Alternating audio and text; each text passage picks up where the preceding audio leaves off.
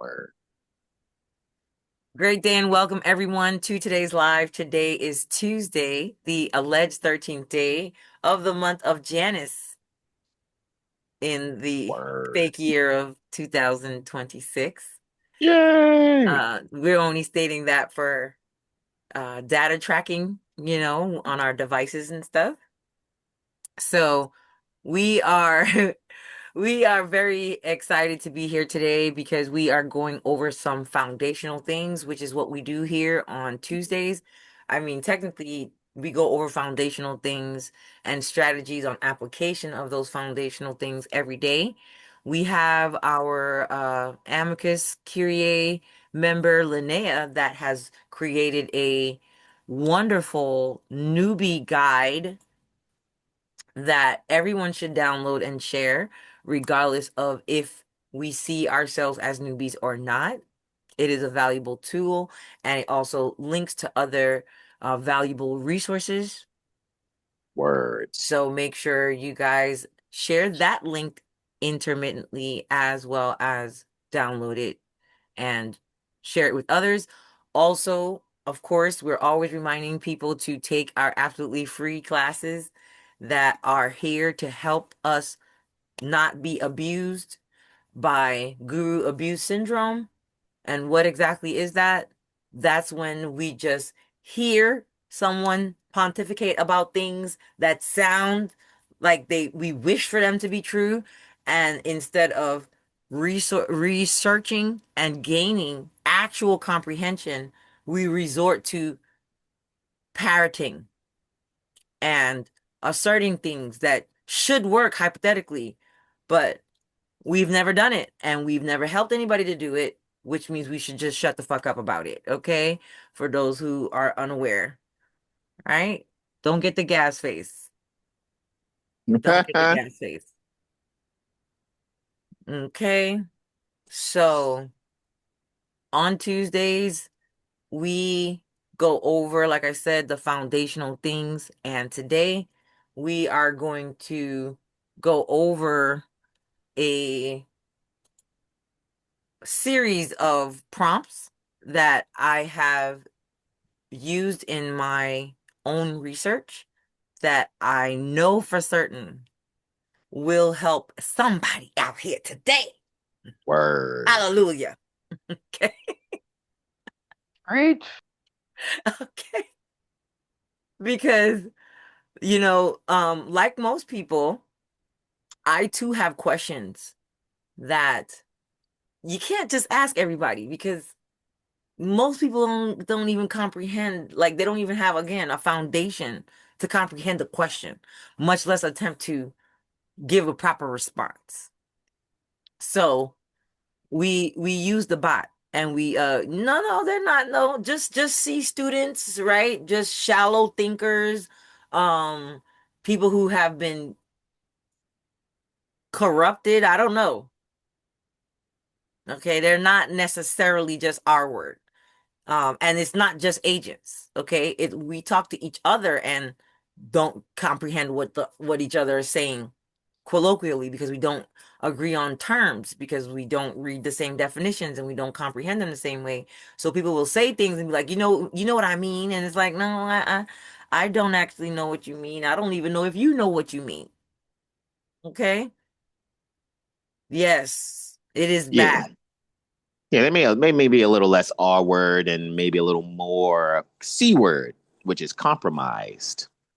Or confused. That's a good keyword, C C word word. too. Yeah, absolutely. All right. Confused So, sounds simple. if you guys have a few questions, we can go ahead and answer those and get those out of the way because once I get started on my presentation, I'll just be flowing till the end of class. And then I Yeah. got to get off because I got a couple consultations after that as well. Back to back at that. Elijah Yeah. has his hand up. Yeah, I see. Go ahead, Elijah. Hey, I just wanted to greetings, family. I just Hey. wanted Peace. to give a emotional outburst. I had did a success story.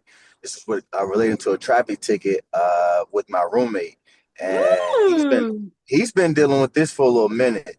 So I took and did the notice to the court, and I added like a segment about like showing authority, and if not, just dismiss it sua sponte. And from there, literally within the same day, he typed the wrong case number, but he sent the correct case number the same day. They literally emailed him back not even an hour and was like, "Oh, you don't have to appear. You'll get something in the mail later in the date about your court date and this, that, and the third." They never send the stuff. So from here, we took it as a win because they told him he had to show up or he was gonna get a warrant and they was gonna suspend his license. You know the regular everybody, the whole thing everybody else go through the shakedown, but I showed Word. him that he ain't got to go through it. So this is just a testimony that again, y'all, I celebrated my 27th birthday, so I'm 27 now. I'm young. Yay! Woo You coming So up in the woo! world. We might have people younger than you on the call now, old man. hey, listen, y'all got my back like chiropractic. I feel like I'm at home. I'm Word. with Allstate. I'm in good hands, am I not? Word. Thank y'all. I just wanted to share my testimony because this, unbeknownst to me, he's a believer now.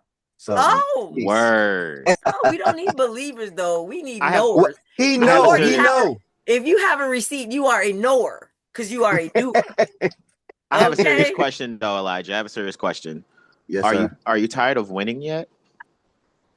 I mean, I'm tired of winning, but I'm. It's like I'm the only eyes that see this, and I'm like, I keep blowing the horn on everybody. I don't know what's going on, so I'm just gonna keep doing. I'm gonna keep doing my due diligence on my end, because out of Word. obedience, and after that, I leave it the rest with them. So I yield. Word. I appreciate y'all. This for the people that, this was just to weigh somebody's heart today that had a question, a comment, or Yes. emotional outburst. So Word. peace, family. I love when Peace. emotional outbursts are success stories. Yes. Yes, Word. bro. Thank you so much for sharing. Um, they come in on a regular basis, guys. And did you say it was the notice to the court? That's what I heard. Yes, notice to the court, dismissal sua sponte. Sua sponte, like he said sua sponte for the win. I said, what, boy? And then he showed me that, and I was like, oh, okay. So yeah, I'm gonna send it over Wow. because my friend, this the language that he's now getting familiar with. He's like, oh, we sua sponte. We started laughing because We sua he didn't. sponte, baby. We should put that on a Yeah, shirt. Sua sponte, bitches. What? I yield though. I yield the floor. Thank Yes, y'all, family. gratitude. Right, more to come. Notices don't work. The attorneys be like, yes, it's tears of laughter. Yeah, okay. So we're gonna go over what makes them do it sua sponte today. How funny. It's Georgia. Y'all know it's Georgia. Y'all know it. It's Georgia, of course. And Queen went through the same crap with Georgia, so I know that firsthand. Those Yes. people over there trying to force you to sign the damn ticket. Don't sign the ticket. Queen By was the just way, passing through if you and got a in ticket Georgia, Wow. don't sign the from Jekyll ticket. Island. She got a Jekyll Island ticket. Isn't that hilarious, guys? Don't sign the ticket. Jesus. That's my No, you pro can tip. sign it, but you know what you got to put on it, right? What Yeah, do you got to put on it, guys? duress. Under Under duress. duress. That's But I right. didn't sign it, and then I ain't gotta do shit with it. So, Oh my goodness. but Queen does have a question in reference to accidents because I do know that under common law, like accidents is injury Always to offer to yeah. pay. Always offer to pay. I know So firsthand. I did it firsthand. You get into an accident and you know in good faith it's your fault. Always offer to pay. It doesn't matter if it's $100 a week or $100 a month or whatever. Always offer to pay if you have damaged somebody. yeah, so the person hit me, and I was the one who was injured. Wow. They had Um, insurance? yeah, they had insurance, but the Okay. insurance is trying to lowball at They 5K, and always I do had a that. concussion. Why do you guys say So that? Y'all think that any insurance, if you hired an insurance company, you think they're just gonna want to would you want them to pay any Tom, Dick, and Harry that no, call but to say they bumped me, or do you want them to be strategic and be like, okay, how can I protect my client from having to pay all of this? yeah, it's kind of funny because the insurance doesn't do their proper due diligence when they're like compensating Yeah, the just the hold their feet to the doctors. fire. Just hold their feet to But the fire. yeah, when it Go comes to to every single doctor appointment and rack that bill up. yeah, I've been going out to every doctor's appointment, but I just feel like crap. So I'm trying to You get need some to help. still go. You need to still continue to go after them. Let them know it's unacceptable, etc. Play ball. Okay, I was just trying to get some advice on that because I wasn't really sure how that works because like I know I was injured. So then how do you go about that? Do you Yeah, get you an got to send attorney them your or do bills. you You got to object to yeah. the low ball, make a higher offer, stuff like that. Okay. It's negotiation at this point because they will settle. And as long as it's not $100 billion, No, you're I'm likely not to being get a good unreasonable, settlement. but I just, I do see some problems that I didn't have before, so I'm trying to get something that will Just help get me. them Yeah. assessed so you can give them a new uh definite bill. Okay. Word. Yeah. As above, so below series, guys. Make sure y'all check it out.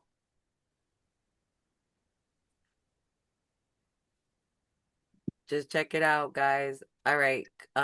Gratitude Queen. Jamie, go ahead with your question, comment, or emotional outburst. Hey, friends-in-law. Um, I Jeez. just I just wanted to know if anyone on the line is good with EEOC claims. They can maybe help me out because I got hired at a job. I did not fill out the W-4, and of course, they told me it was mandatory, and they let me go.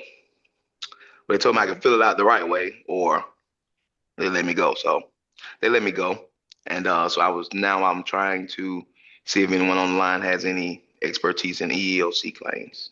Was filling Yes. it out the left way an Just option? I'm just kidding. just do one. Just do it. Word. And I guess I would break it down the same way the same way I would break down anything as to why they discriminate against me. Yeah, if you can articulate why it's discrimination. I mean, I've actually done two of them. So, and there's several people on here that's done EEOC as well, and several people that have done EEOC claims that are not on here. So just do it. Just do it if you present it the right way. It's even though if you present it the right way, it's unlikely to be settled at the EEOC stage. And so the thing that you're looking for from the exercise of filing is getting your right to sue letter. And was this company someone who has less than 15 employees on record? Yes or no? No, they had 40 employees. Okay, it's definitely EEOC then, because when it's less than 15 employees, it's usually the state equivalent of the federal EEOC. So yeah, that's definitely more the direction you do want to go in. And 9 times out of 10, you would like to start researching on a Department of Labor website, U.S. Department of Labor website, to see what it is that's there, because you'll see that there are 3 things that are there to research, and one of them is usually discrimination. It's usually the one of the hugest ones, but I think it's called what is it called? The Work Hour Department, something like that, WHD or HWD. But you'll find it when you go to look up claims as far as EEOC. But just, and anybody else wanted to take note, if you are exchanging your energy, right? Changing your time for compensation. If it's somewhere you're working and you're having an untoward situation, if it's a place that has less than 15 employees, and it's the state's equivalent of EEOC where you complain. But if it's 15 or more, it's definitely the federal level. And I yield. Thank you, guys. Yeah, You're indeed. welcome. Congratulations in doing a claim with the EEOC. You're gonna be For real. joining a good company. Well, I'm finna fuck around and find out. Yeah, that's Indeed. what we here for. Blah, blah, blah, blah. Welcome in if you're just joining us. Tap it out, guys. Invite your friends. Word. Okay, Khaliba.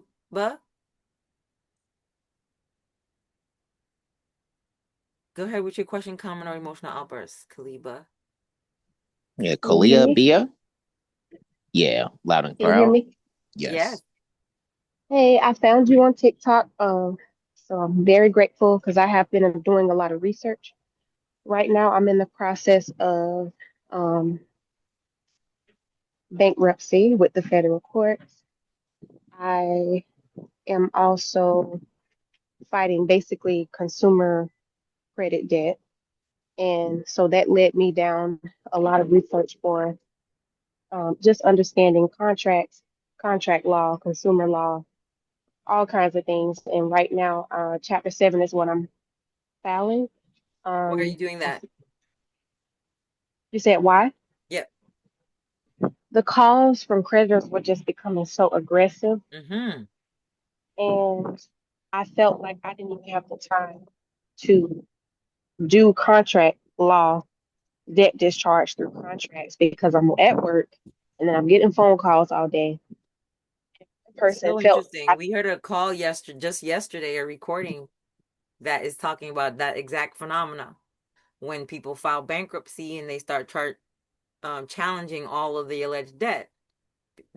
It's because it starts all coming in at the same time. You drop yes, behind and with one, you drop behind with another one, and then all the calls start. it's overwhelming. And I just felt like I wanted to just get rid of it. And one of the contracts I noticed was the finance company entered something on there that was incorrect for collateral in order to approve me. So I'm just like, I have so much to So do. they put a proof of claim?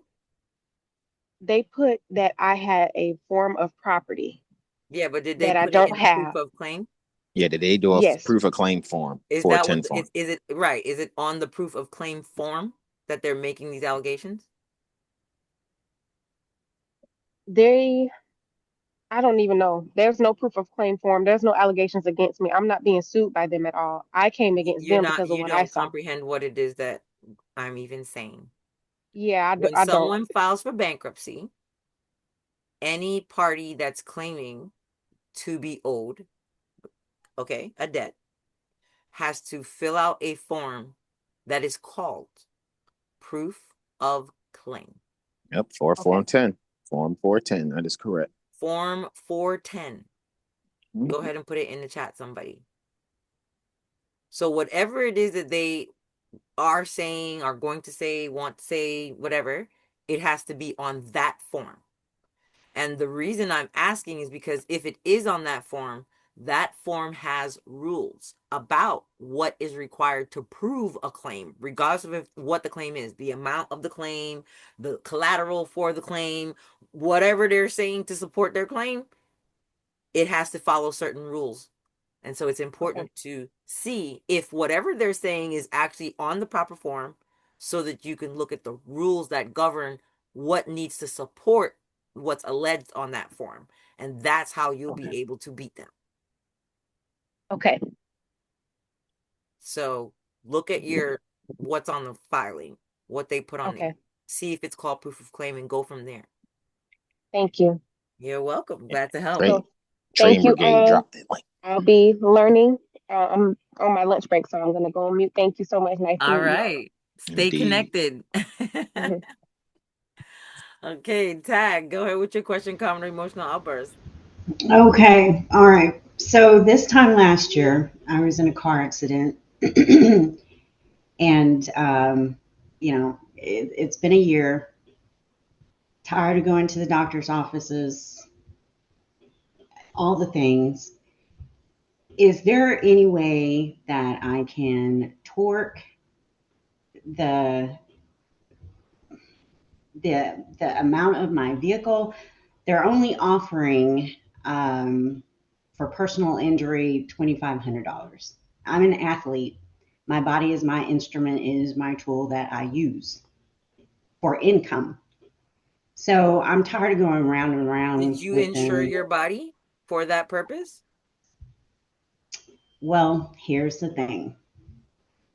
Once upon a time, it was, and it was active until I sold or until I closed my studio, and my insurance was like combined with that. So it would make me a freelancer.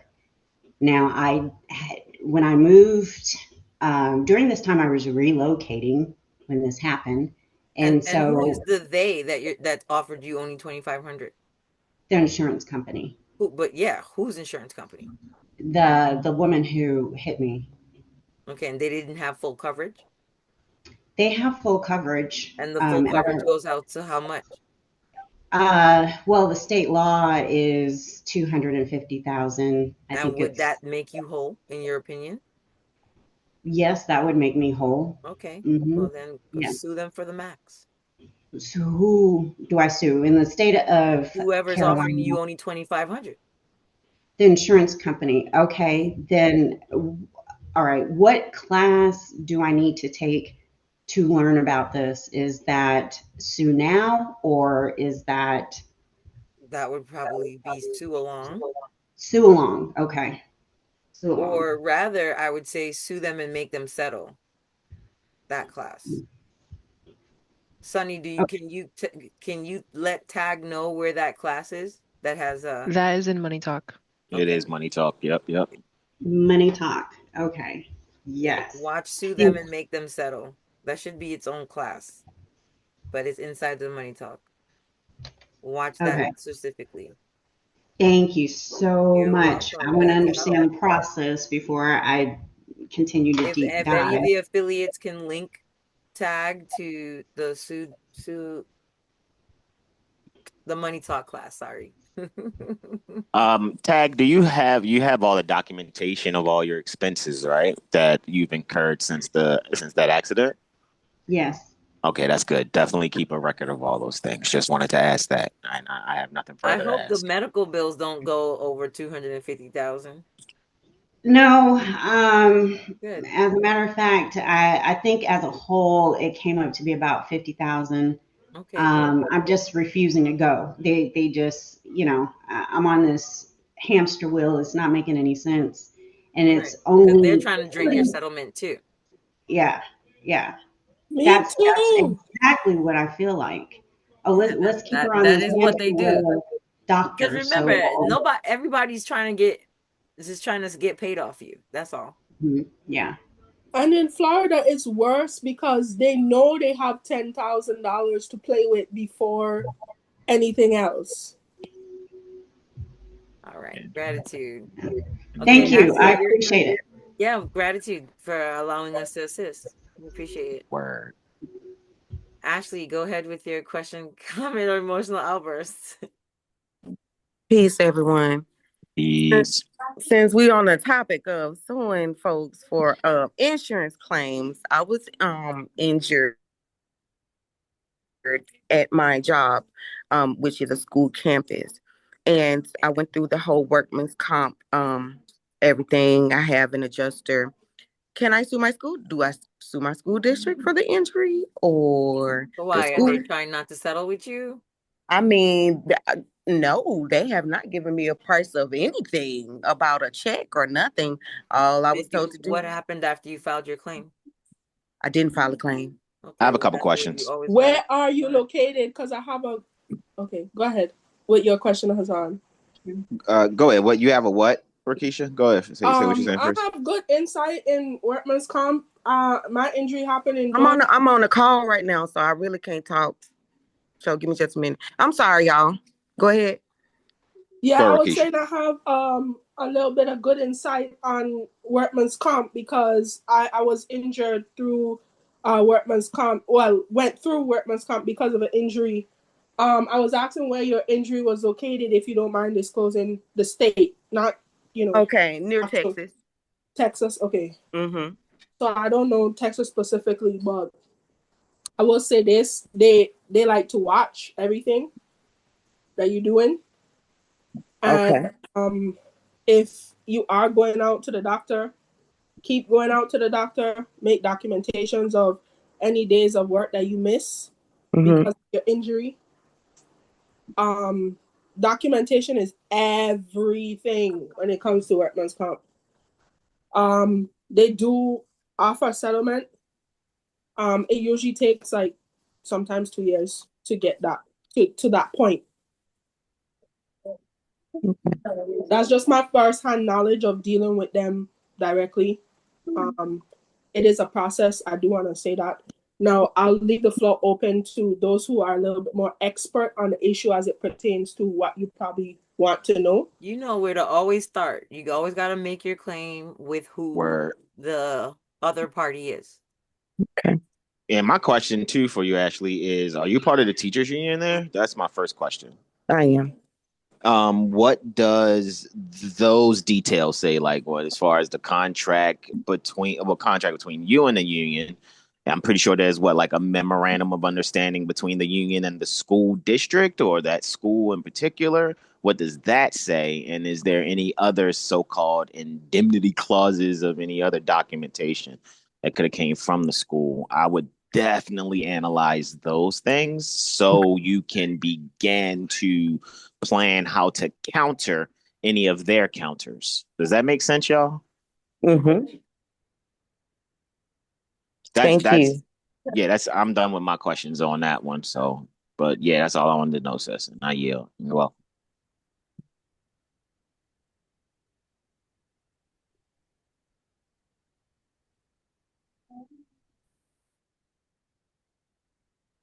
All right, alrighty, that's y'all. you guys. Yes, let's get into it. So this conversation was sparked in part by the research that we did for a traffic ticket.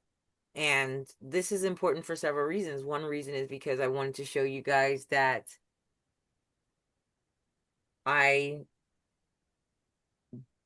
practice what I preach as far as researching the things you have already researched. Okay? Word.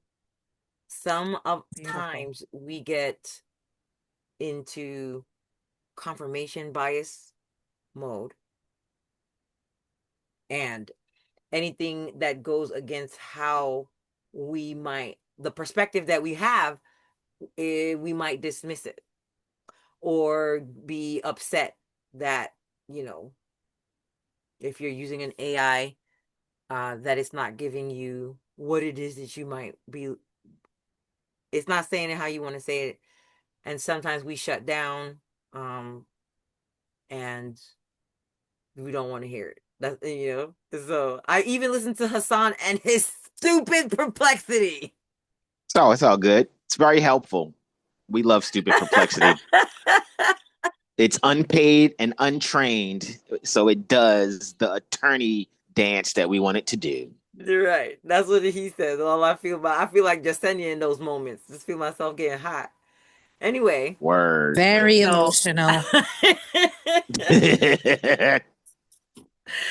So, we have to be careful with our prompting so that we're saying what it is that we actually mean so that we can get the result.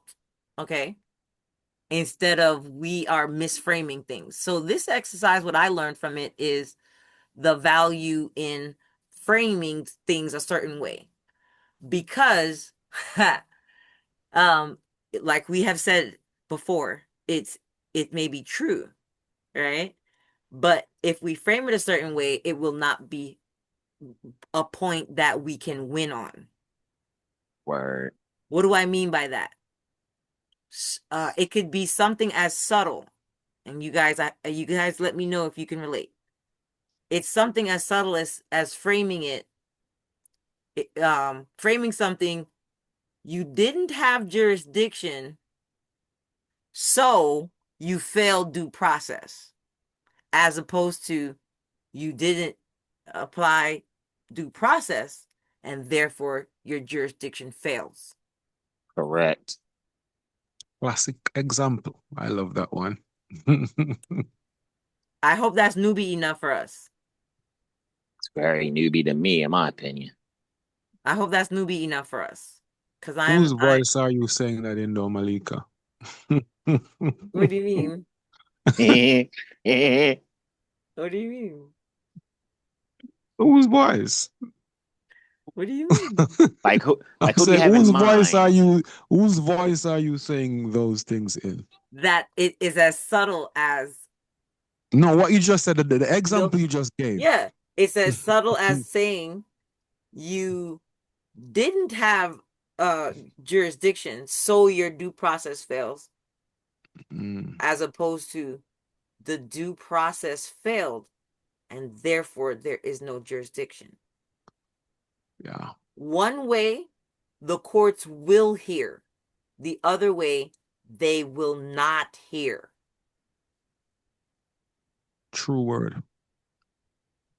Some of us think we're saying the same thing.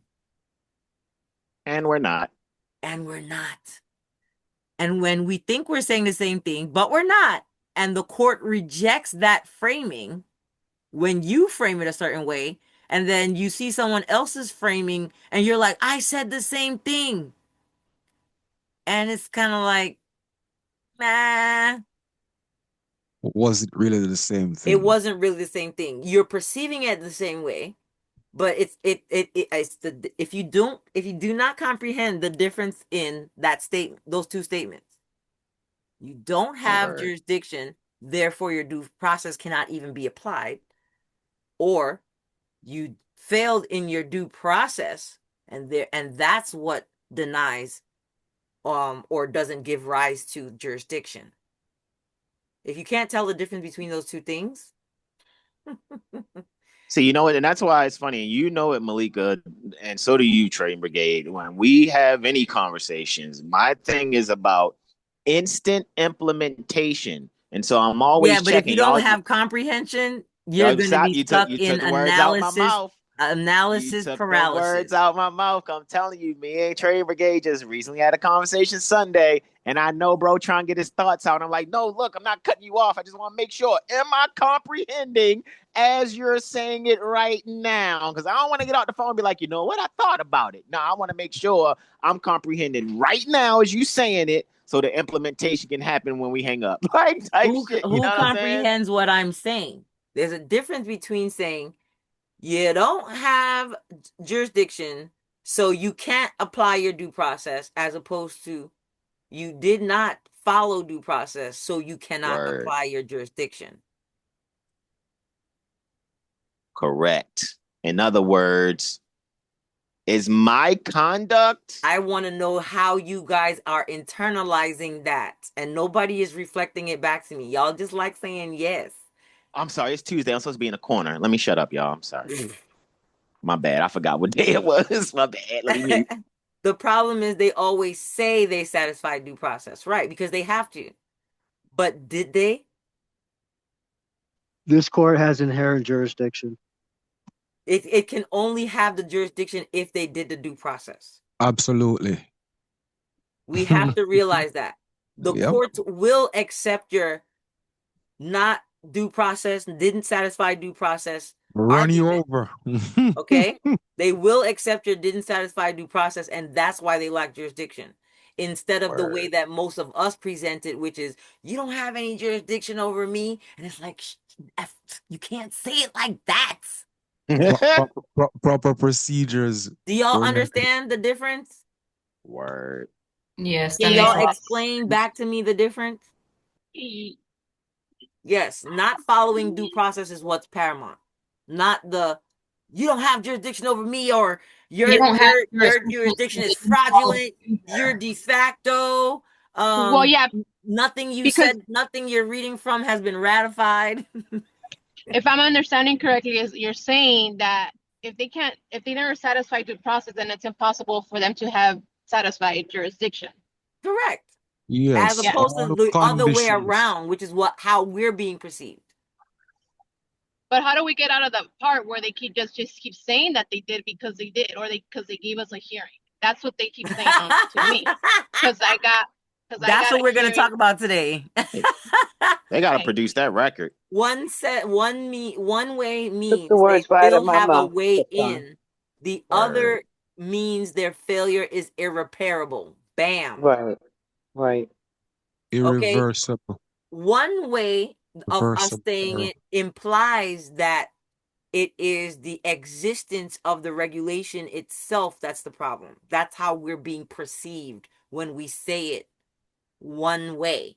Like, you don't have jurisdiction, so you can't apply your due process. It does not apply. One way gets us perceived as being sovereign citizens, and because we're using the same words, it's kind of like, yeah, sort of. It is applicable to hit them with due process. And if due process, holy shit, mass resignations in the Justice Department, my people. What? News just Word. came in. News just came in. Massive. Yeah, I seen that like an hour ago. Yes. Yes. Look, we are changing things, guys. Y'all realize that, right? Word. Everybody on this call, if you've been following this community for more than a year and a half, you helped to assist. If you've been applying things faithfully more than a year and a half, like more than a year and a half ago, why do I say that? We helped to overturn Chevron deference. Do y'all realize that? What we were doing in 2017, 2018, 2019, 2020, 2021, 2022. That's what led to the overturn of the Chevron deference. And everybody acts like it's not such a big deal, but it is it is a humongous deal. And everybody, hopefully today, will be able to see why. Yeah, most don't understand. It's huge. The overturn of Chevron is humongous. And everybody that has been standing on that constitutionally protected business, okay? Kudos to all of us. Pat self on back, okay? Word. Pat self on back. We could not have done it with just one single case to overturn that Chevron deference nonsense, okay? Especially since we realize it's connected to the other bullshit that needs to be overturned called the New Deal. We're going to talk about that. Yeah, it is ginormous. It is so big. You mean the new Green Deal? No, the New Deal from the 1930s. Okay. Same Green Deal. I knew that's what he was saying. So I was about to laugh. Like, yeah. So it's the same Green Deal. Yeah, it's the same great deal. Look, Green. It's the same green. It's the Yeah, same green. the new Green Deal. That's what it's often Oh called. my goodness, Oftentimes guys. called. I'm gonna show you guys this. We're gonna turn it around. I have all my admin in on this particular document because in case I have to step out, the only thing that might be affected is TikTok. So hang out as long as we can. So I'm gonna turn my screen around so you guys can see my screen, so y'all don't miss out. If anybody wants to join us on the Zoom, you guys can come in just right here. The number is on the screen where it says Zoom. It's capped at 100. So if you can't get in, that might be why. Oh shoot, I got the chat up. Let's go back. So this first prompt is Hassan's prompt. And I cut some things out, but I might cut them back in as we before we actually share this document to any community members. Slide my computer back so I can put my stand right here. Word. Might have to back up. Okay, we're gonna back that thing up. So this first prompt is Hassan's prompt, and I'm not showing what's before only because, like I said, it started off researching one thing, but it just seems like it's one thing that but everything is stemming from the same capacity. What do I mean by that? So the same logic and reason of why any particular statute applies is the same logic and reason we have to use as to why any statute might apply. Does that make sense? I just noticed my typographical error. Yes. Or, so I start off researching a traffic ticket. We start talking about the ability to pay, and it led me to how can we pay when we're using the Federal Reserve System? All roads lead to Rome.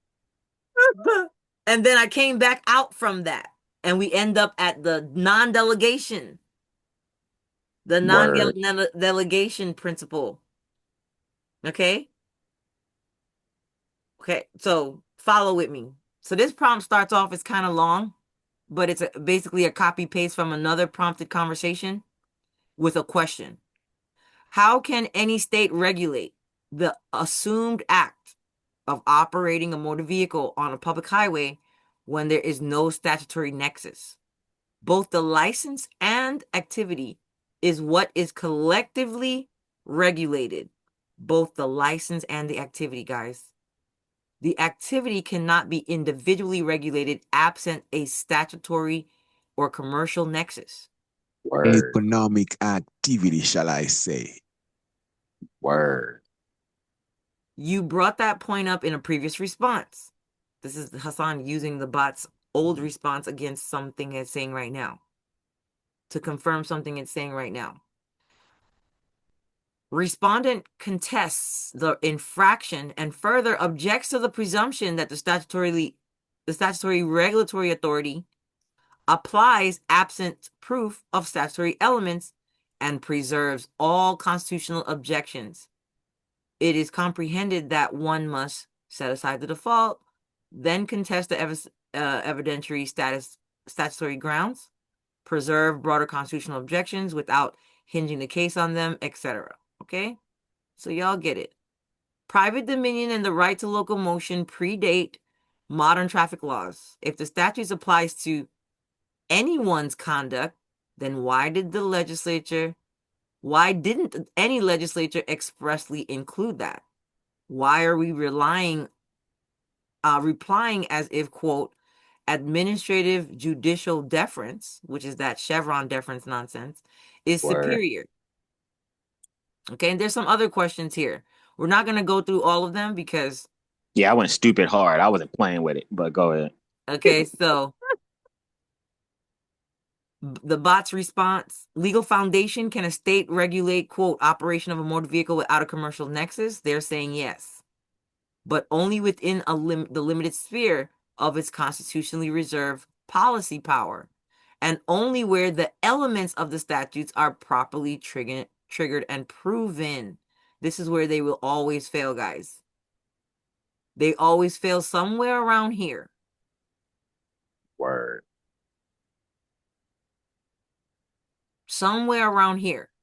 Our problem is we start arguing about the ratification of this.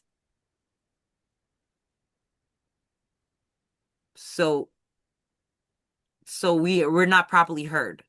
Anyway, your central point is correct. The activity cannot be regulated unless the facts... Okay, sorry guys. Your central point is correct. The activity cannot be regulated unless the facts fall within the scope of a statute. And statutes do not apply universally just because someone is physically present in the public. So just a question here, right? Does anyone here see the principle of ejus dem generis, right? In this sentence here, Malika, the activity, that entire sentence. The activity cannot be regulated unless the facts fall within the scope of a statute. Even though it's talking about activity, but looking at the elements, to prove the elements, the person must be among the class enumerated. Yes, but the main point about this exercise is we apparently are focusing too much on that first part instead of the conduct. The conduct, the regulated conduct. Word. So this but I do see it though. This is where people get caught up in the declaring who they are. I'm an Arizonianite. And it's like, don't nobody care. Don't nobody care about that. Okay? The statutes do not apply universally just because someone is physically present in public. Word. Inside the club. The state must prove. You see this, guys? The state must prove. Why must the state prove it? Because they're the one alleging it. Why must the state prove it? We out here trying to prove some stuff. We are, and it's not our responsibility to prove stuff when the state is who's making the allegation. We're only supposed to prove stuff when we're making an allegation, and we don't need to be making any allegations in a case against ourselves, because anything we say can and will be used against us and is used against us. And then we come home and cry and say the system itself is what's corrupt. And that doesn't mean that they're not corrupt, but we cannot be the one shooting ourselves in the foot proverbially and then crying foul on the other party. Does that make sense? Word. The state must prove the person is acting within the scope of the statute. Boom. That the activity falls within the class the statute was designed to regulate. They go to Yeesh. materia right there, trading. Yep, that's para materia, and what I was saying is it used them generis. Yeah, so I'm seeing all of them here. And that all jurisdictional prerequisites, all of them exist at the time of the alleged conduct, not after. As a condition precedent. In other words, what does that say, guys? Conduct alone isn't enough. The statutory nexus is essential. Word. Does conduct? Go ahead, bro. Go ahead. No, the inconsistent. The state shall not make no law inconsistent with. So coming back to be inconsistent, looking at the enumerated powers to regulate commerce. Yes, class, but they're still going to say that due to policy powers, they can regulate private conduct. But is there a statutory nexus? Yes, which is the capacity. And that's why the courts don't want to touch the capacity, which is why we're kicking their ass with it. Word. Does conduct supersede capacity? Short answer is what? No. Capacity and status are jurisdictional triggers. The state cannot ignore capacity when it is part of the statutory framework. If it does so, then it exceeded its legitimate function. You're absolutely correct in asserting that statutes that regulate privileges require nexus between conduct and a legally recognized status or license. Again, this is why they are distinguishing when they are not regulating a privilege. They're literally trying to regulate a territorial space. And so anyone that appears in that space, they believe that they can also regulate. It's important for us to know what we're actually up against. So much for your sterile areas. Go ahead, I yield. No, that's the sterile areas that they're considering regulated. They're like, how did you get in that regulated space? And I'm like, what? The defendant is a resident of whatever county. So the state assumes territory only? When it's policy powers. This is why when we say things, but I am a free man on the land, it doesn't work. Or I'm a manianite. It doesn't work. Sound like a hawkamaniac, but go ahead, I'm listening. A hawkamaniac. That's what that sounded like just now. I was like, oh snap. That works in court too? Let me stop. Okay, so that's why they try to say we're not regulating a privilege, we're regulating this area. Yes, because of quote unquote public safety. Yes. So for example, this regulates a license only for drivers of motor vehicles on public highways. Driver under this section means one who drives a motor vehicle and is not limited to commercial drivers. However, in a commercial context, Capacity and status are essential and must be proven. Off-duty alibi. But that doesn't work by itself. So let's continue. I know. Right? Y'all hilarious. So for non-commercial enforcement, what does that say? Capacity is presumed only if the statute doesn't require otherwise. And that presumption is rebuttable. Boom.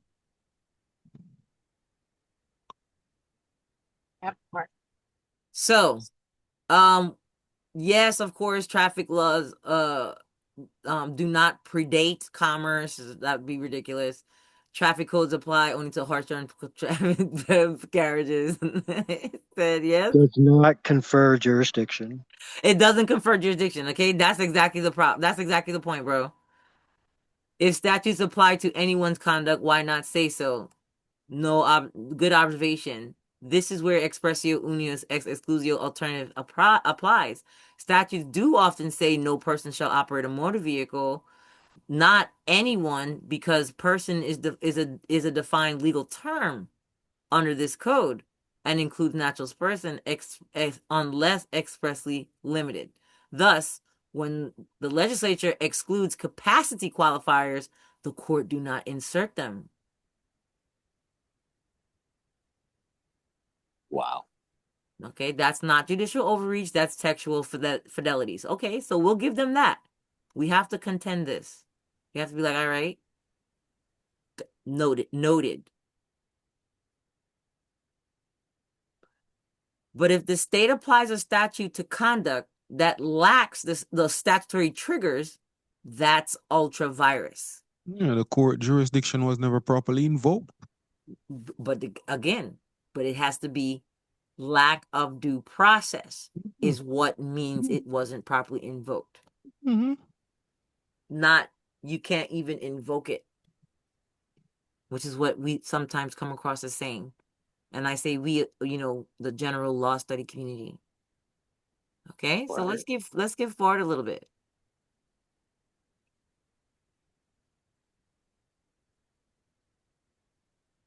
Can I insert something real quick in here? Go ahead, Gail.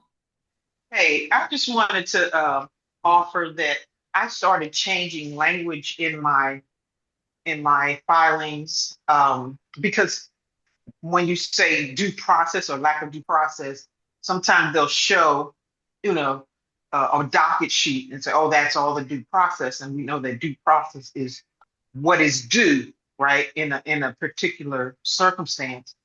And so in my case, I started to if I use due process, I would say due process as just compensation, or be more specific in terms of justifying the due process. I like that. I like that. So it goes to the due process as legislatively intended and constitutionally restricted or required. That's how I would recommend a framing. Word. I hope you guys appreciate that. Go ahead. I do. And to add to that wisdom, because the due process for me, and I'm open for correction, would put a flame under those who are supposed to be doing some kind of pre-filing investigation to make sure you are the class of person whose conduct can be statutorily regulated. I'm not saying I'm not relying on the person thing. I'm back to conduct again. It's okay, cool, person, cool, whatever. We're talking about was there, and if I'm wrong, correct me. As far as the due process, it needs to be known. Your conduct, you, not you, but you. It was it investigated that you are the one who can be held to such statutory scrutiny, right? Because then the due process would be like, oh, we checked already, and even though they were speeding, they're not the class of person who at that time that they did whatever conduct, you see what I'm saying, that it can't be regulated. So we can't talk to you. Sorry for breathing air your way. I'm going to say incorrect because they're basically saying that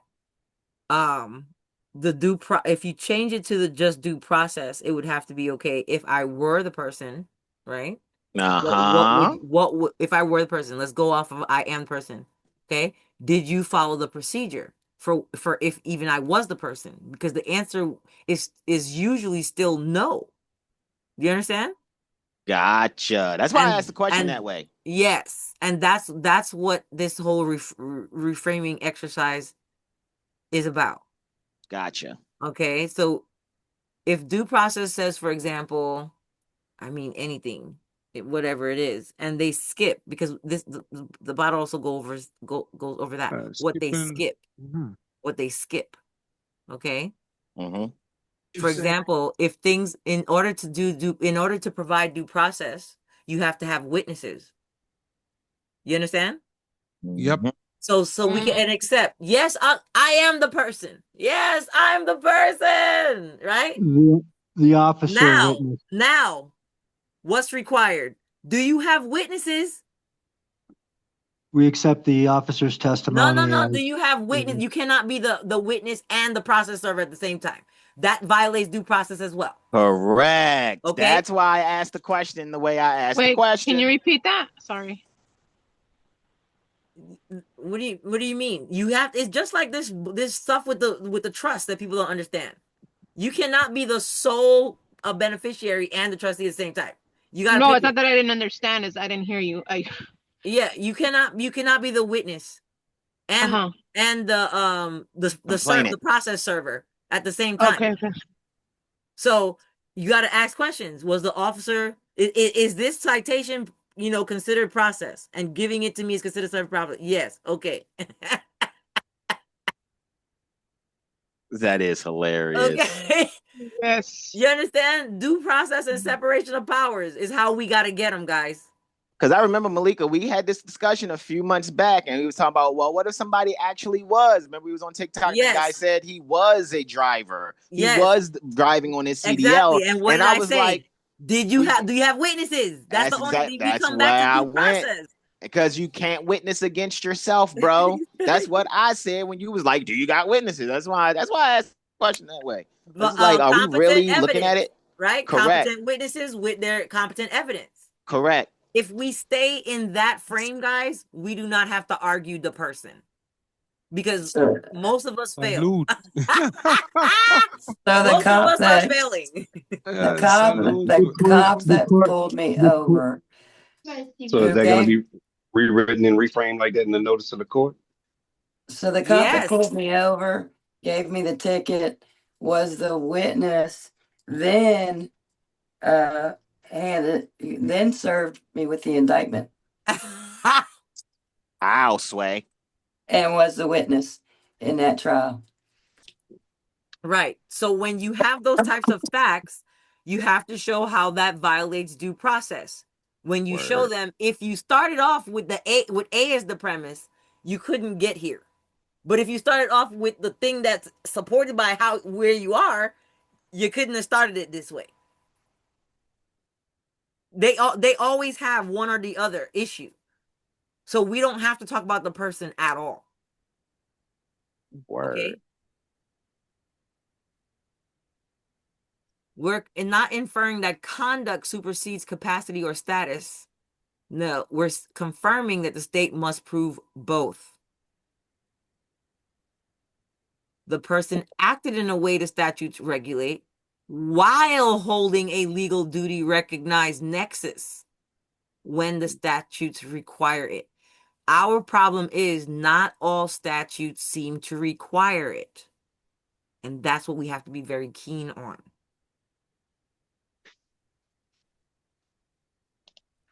When statutes are capacity-based, they must prove capacity. When statutes are conduct-based, capacity may not be required, but only if textually omitted. Okay, this is not hallucination. This is statutory construction under the canons you invoked: in para materia, expressio unius, e justem generis, and non citer associ. Okay.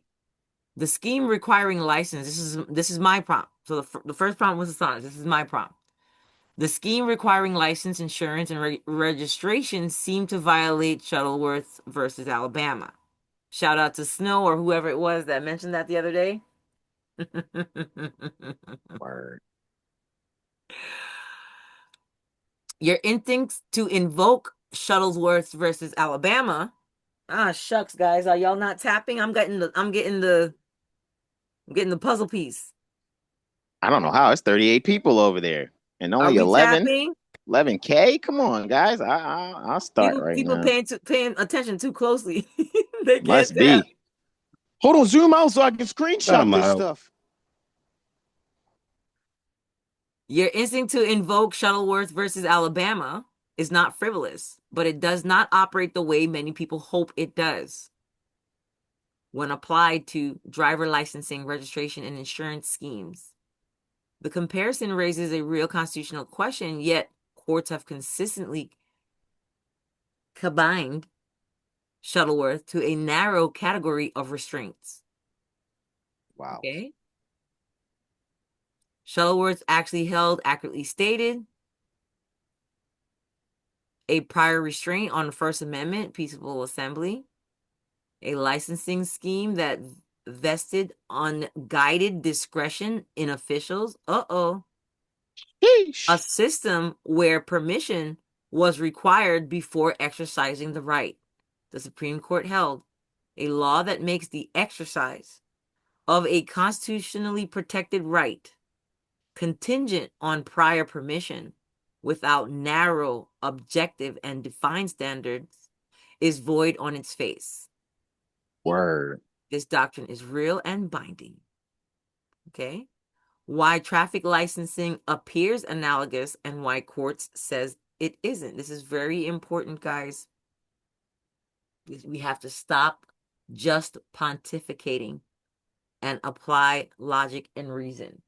And sometimes people are alleging that it is analogous when it may simply appear that way. That's why it's very important to scrutinize independently.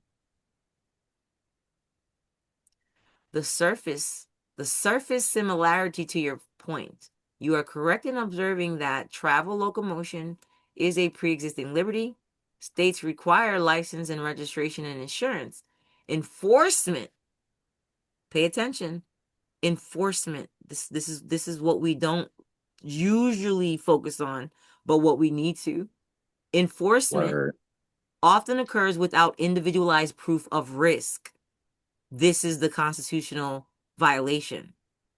The Constitution is what requires the individualized proof of risk.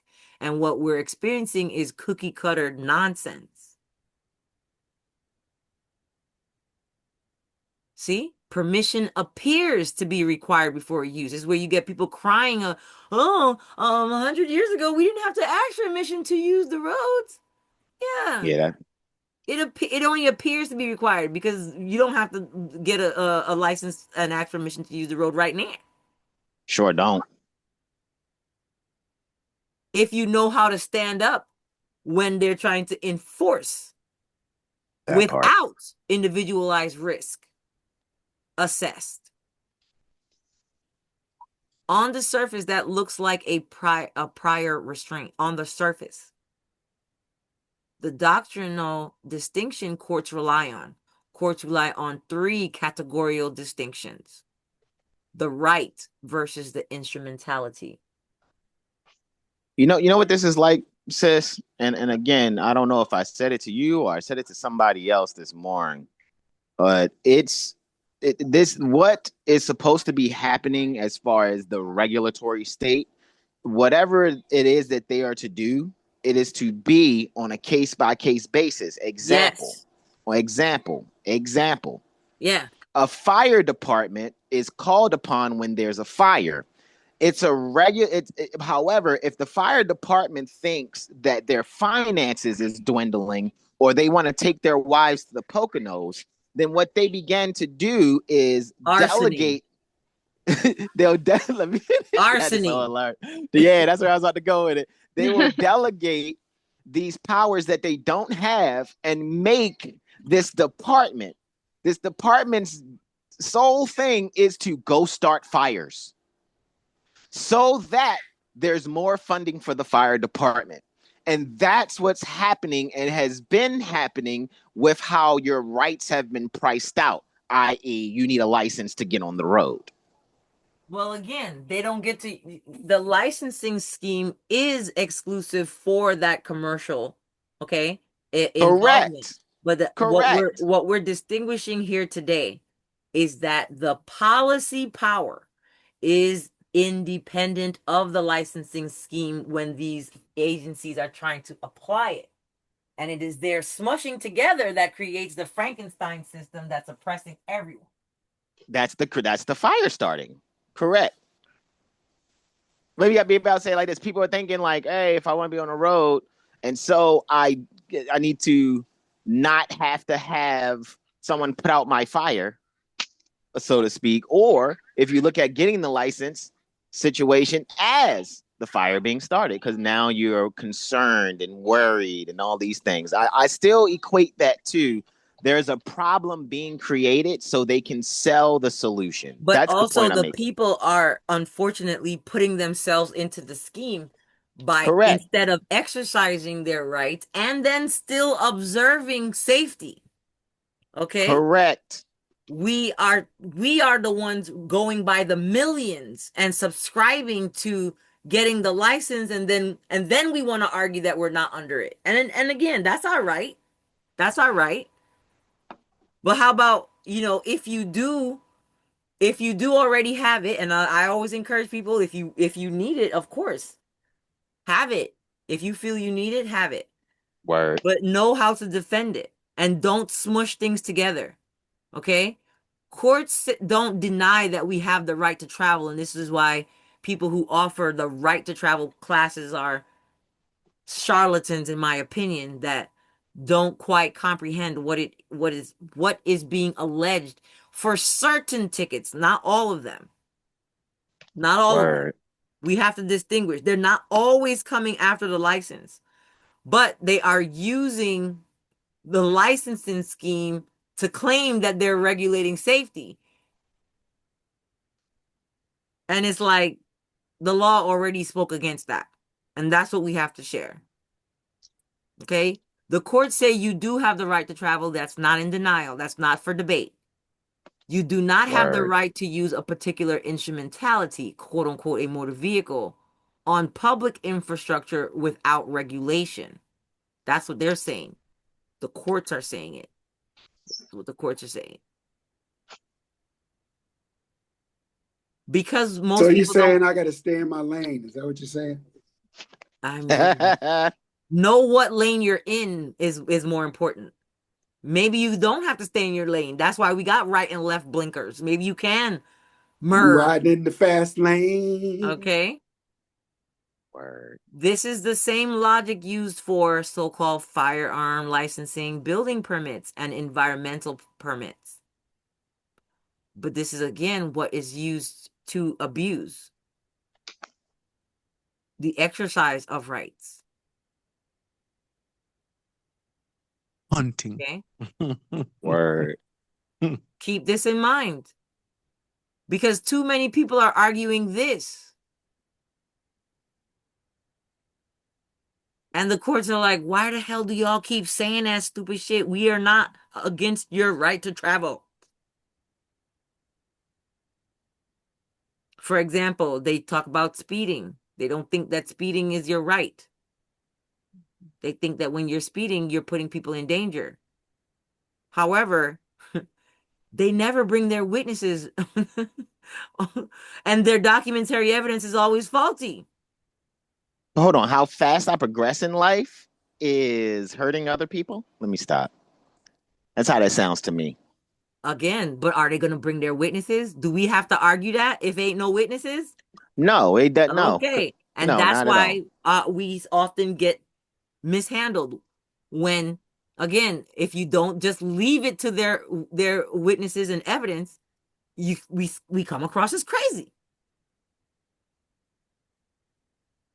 Word. Content neutral safety regulation. Look at that. We have to know. This is why when people put in the 12 presumptions of the court, The court's looking at you like, y'all think this is the first time we ever heard this BS? Do you even know what you're saying? You don't know what you're saying.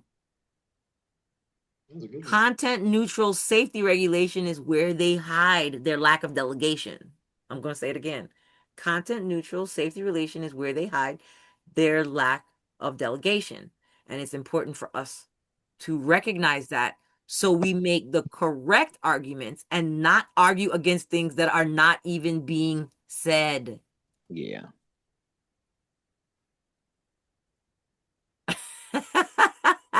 Yeah. Yeah, I just read that whole regulate physical risk thing. I'm like, doesn't a bike helmet do the same thing when you're pedaling? Doesn't that regulate physical risk? Yes. That's if you even fall off the bike. Yeah, if. All right, you know what I mean? Mm-hmm. Prophylactic. You know what I mean? Exactly. Exactly. Okay. Such So, condoms. unlike Shuttleworth, traffic laws do not regulate expression. They regulate physical risk. They apply uniformly, not discretionarily, and court treat traffic laws as time, place, and manner regulation of conduct, not permission to exercise a right. Very important, because sometimes our arguments do not reflect that we comprehend what is actually being alleged. Word.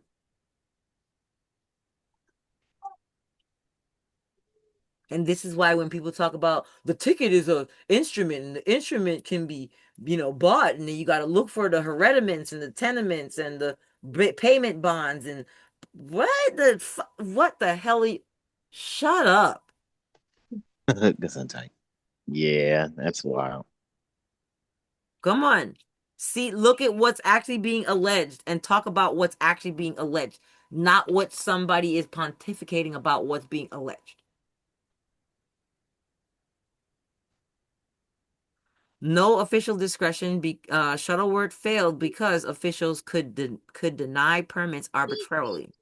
Traffic schemes use objective criteria, leave no discretion to deny compliant applicants, use objective criteria. This distinction is decisive in law. But here is where our argument gains traction. Your Shuttleworth analogy becomes legally dangerous to the state. Uh-oh, what? Put that on a shirt. I like that. Dangerous to the state. I can't sustain my regulatory statehood. No. That's within the state, in the state. Not even due process. Procedure violations. Can y'all say that with me? Procedural irregularities. Focus on the procedural irregularities. That's it. Procedural irregularities. Yes. And that's what it is. Because they always fail that. Yep. Are they even doing it right? Like that's what we're asking. Are you doing it right? Okay, I'm the person. Are you doing it right? No. Will the record reflect you did it correctly? I'm just doing my job. But did you? Of course. But did you? Nah. Maybe they did. Let's scrutinize the record. Take a lot of shortcuts. What percentage? They do always right? take shortcuts because we participate in such a it's like everybody's asleep. Why should they take the time out to individualize your stuff as the Constitution requires? Why should they bother? You know what's even crazy about it is they require kids to do a certain amount of criteria before they even graduate high school. The standards are so low. The standards are so low. Okay, I couldn't understand how people got anything wrong with that excerpt. What is it? Exit exam. I don't know how they got a single answer wrong. See, you're an international baccalaureate student saying that, but okay. I don't care. That shit was. I was insulted. That last test, I was like, "What the fuck is this? Is this it? Why would they make us take this?" I was an IB student too, so I get it. I was like, "This is insulting." You have succeeded. You have been indoctrinated. This is in no, they would tell you stuff like the man was riding east on a brown horse wearing a green shirt, and then the question is, what color was the man's shirt? What color was the horse? What direction was he going? And I'm like, you You just said just said it. east. You just said everything. Like, how is that like now? But whatever. That's the type of Oh, questions didn't they even were give you asking. any Christopher Columbus questions? Even so, they would always give you the answer and then Not ask Christopher you Columbus. and then people were failing it. I don't get that. Okay. Because comprehension wasn't the curriculum. Lewis and Clark At questions. least for most Lewis and Clark. folks, it wasn't comprehension for most folks. Anyway, strong shuttle worthy arguments where they exist, where licenses are revoked without due process. Anybody had that happen to them? Yep. Word. Know someone it happened to? Oh, you didn't pay your child support? We're revoking your driver's license. What the hell does one have to do with the other, fool? Without due process. They told me mine was suspended, and I Stops just were surrendered made. them. Say that again. They told me mine was suspended, so I just surrendered them. Stops were made absent reasonable suspicion. Isn't this like almost every single stop outside of speeding, guys? All them. Not all of them. Not all of them. If they're Most of them. speeding, right? They are going to say that the speeding was reasonable suspicion. Yes. Okay. But we all know that most people don't get tickets for speeding. Do we? Do we? I mean, I don't. But most people Yeah, don't get tickets for, we suspended get tickets for license, failure no to ticket. have insurance. We get tickets for failure to maintain Registration. financial. Yes. Yeah. So what was the Failure Do to you show see this? financial One responsibility. way or another, they're gonna get you. They're gonna get you. So this is why we don't have to talk about the person, because 80+% of stops are deficient of a reasonable suspicion. So focus on that instead of trying to show them that or explain, because we do it poorly, we're not the person.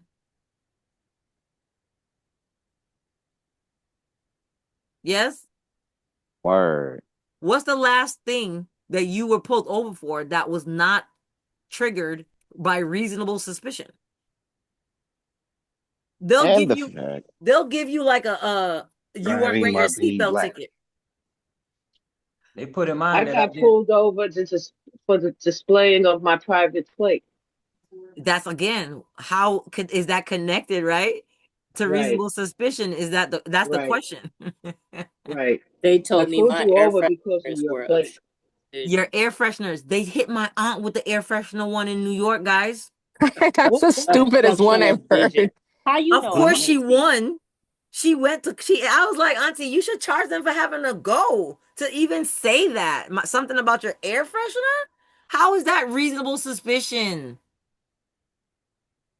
Again, when I checked and Ohio Look, someone said really opened tinted it up for me. windows. Yeah, that's How you another gonna tell one. me I can't see?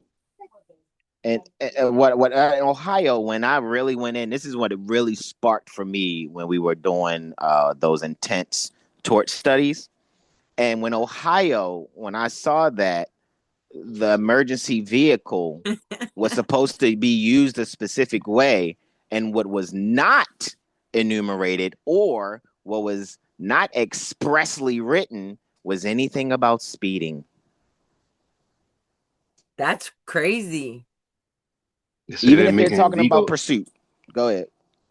They said they're making it illegal everywhere for the tinted front windshields because of the flock cameras. That's fine. But guess what? If it's absent reasonable suspicion and outside applied outside of your scope, it's a nullity. Since when can some system be created to violate your constitutionally protected right? They're The gonna flock say camera system. Go ahead. The flock camera system is the same thing as an invasion of privacy. Yes. Same with the red light camera. So my question is, what constitutes a reasonable suspicion versus them just claiming everything is? Like, how do you refute that? Or I don't know if I'm asking the proper name, but Couldn't you ask them if there was a crime? Focus on documentary evidence and witness competent testimony. Okay. Correct. That is a great question. What is a reasonable speeding, for example, is one of those reasonable suspicions. We'll ask. They might be able to articulate, right? Reasonable suspicion. Right. And when you go if you go to court and say those things or write in your document those things. Reckless driving in general. You're swerving all over the road. You might be drunk. Yes? Mm-hmm. That's something that can be articulated as a suspicion. Suspicion doesn't mean that you're guilty, okay? But it at least gives reason to why you may be stopped. And remember, you're not there to, if winning in the first round happens, great. Tell us the success story. However, you're really there for record preservation. Winners preserve the record. And you want to make sure your objections are preserved through the railroading process if they railroad you. If not, and you kick them in the notice phase, it doesn't even get to pleading or discovery, even better. But if you are going to get dragged through it, your win is record preservation. Look at that. Reasonable suspicion exists when a law enforcement officer has a particularized and objective basis for suspecting that a person is involved in criminal activity. The standard is lower than probable. Pause after that first sentence, bro. Got you. Yes. When a person is involved in what? Criminal activity. And then the problem becomes that they say everything's a crime.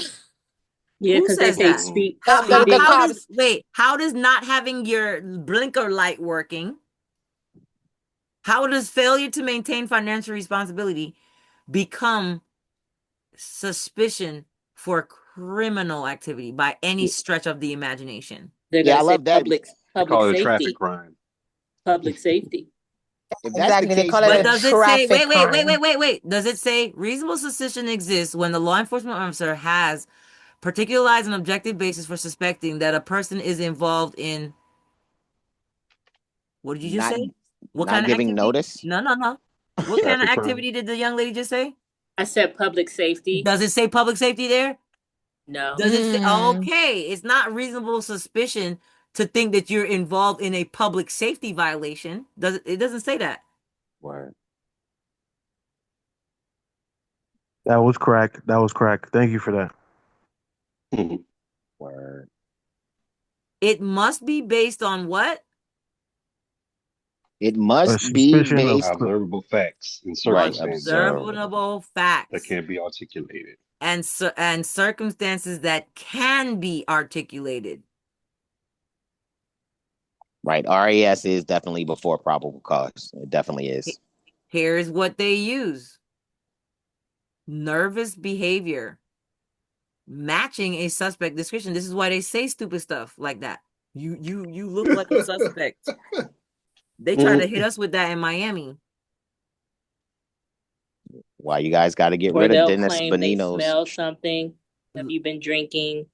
But they have to have pulled you over for something else. If they're just passing and you're just passing, right? How you smelling something? That's why you got to get rid of Dennis Bonino's street cop training that's out there, guys. You look like you're from Mexico. They do everything retroactively. They stop you, then they look for a reason. And that's how we get them. Because what does that violate?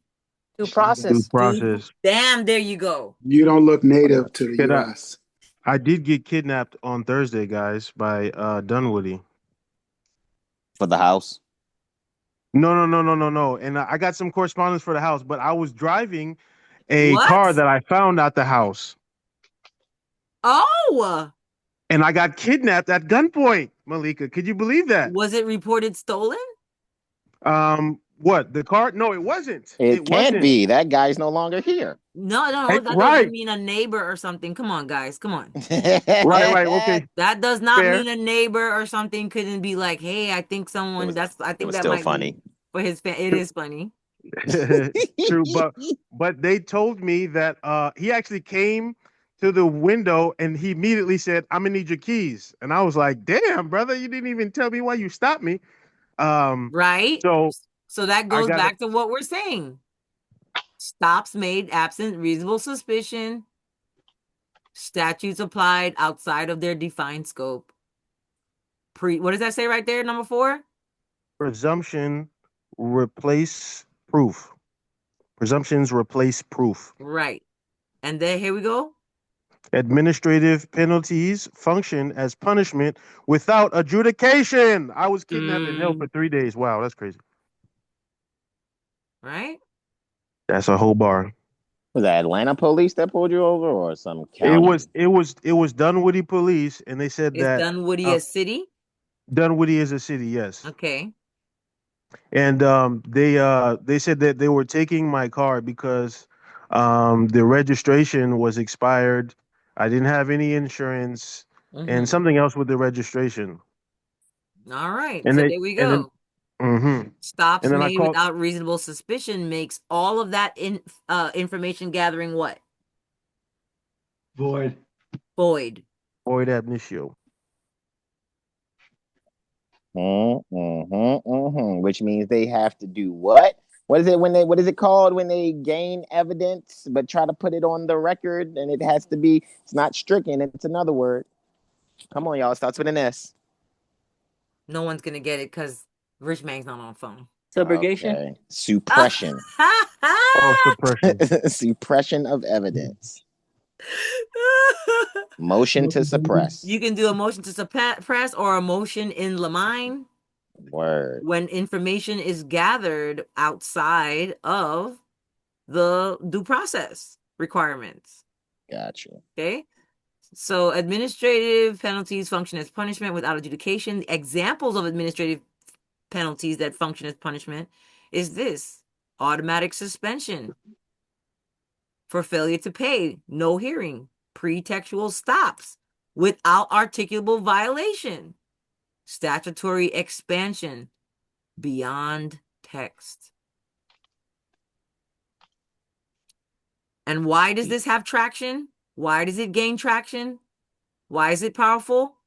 Read here. These are as applied challenges, and they win far more than facial attacks.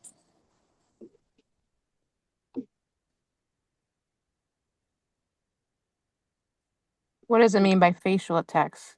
Like emotional? It looks like it's happening, as applied to you, not the existence of the rule, statute, code, regulation, etc. Word. Because you know that there are people who are still making facial attacks, not accusing anybody on here in particular. But this is what's going to win, as applied to this situation, as applies to these set of facts. Not like, you don't ever want it to be like, oh, you're not even supposed to be able to do this to anybody at all. Y'all have heard me say that a lot. Maybe they did agree to join some society where they can bust open each other's windows and drag each other over the shards. Okay, yeah, it's like those. Maybe they got something like that going on. Would another example, Malika, facially be like, that guy that dresses up in all gold or silver and looks like a statue, and then when somebody comes and touch him, then he moves? Because they're like, oh, dang, I thought it was a statue, and now it moved. It's like, it's not that. So now they can't treat it like they would treat a statue. Some people want to kick it, hit it, spit on it. But it's an actual being under there, just in shimmery covering, right? Oh, sis must have took a call, y'all. You was muted. What did you say? What did you say? Shimmery. I was just repeating what you said. Shimmery. Oh, yeah. Now, this is important. Listen up, because we know that there's lots of people still spewing this right to travel stuff like that's an argument. That's not the argument. Courts can, this is why they reject this permission to travel framing. It's the framing. It's the framing that goes awry. Word. Not necessarily the facts per se.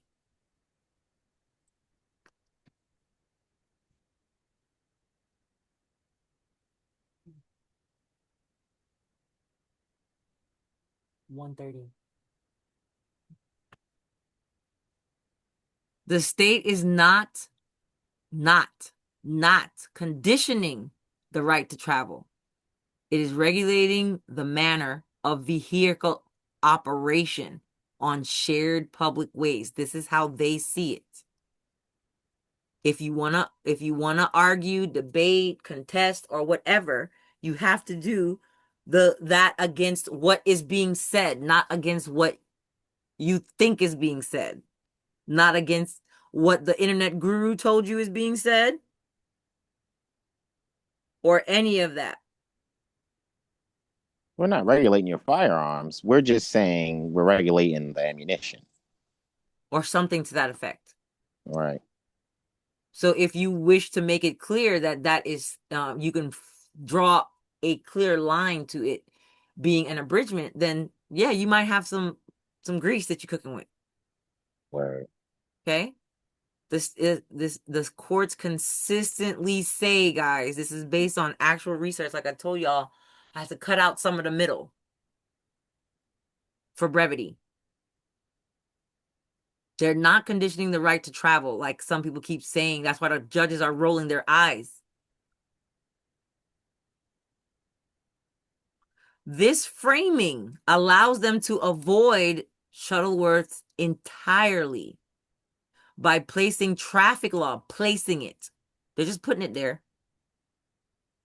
Placing traffic law in the category of policy power, public safety, and neutral regulation.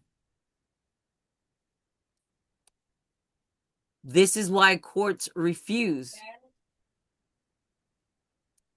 They refuse, guys, to ask whether capacity, purpose, or enjoyment is involved. They refuse. Let me make that bigger so y'all can see it. That's why they refuse it. Stop making arguments that are framed in a way that gets them refused.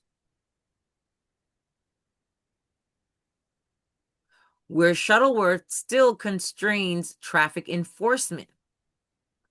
Under existing doctrine, Shuttleworth does limit traffic schemes in the following ways. Who can read this? Come on, y'all. Come on. Participate. The state may not. Go ahead. The state may not require permission without statutory authority. Enforce rules outside the statute's elements. Replace proof with irrebuttable presumptions. Use licensing schemes to suppress liberty unrelated to safety. Condition unrelated rights, speech, assembly, privacy on compliance. When police or courts treat mere presence as consent, they cross the line.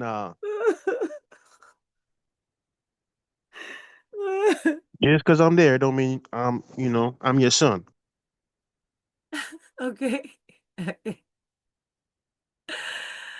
Oh, can someone else read or continue reading?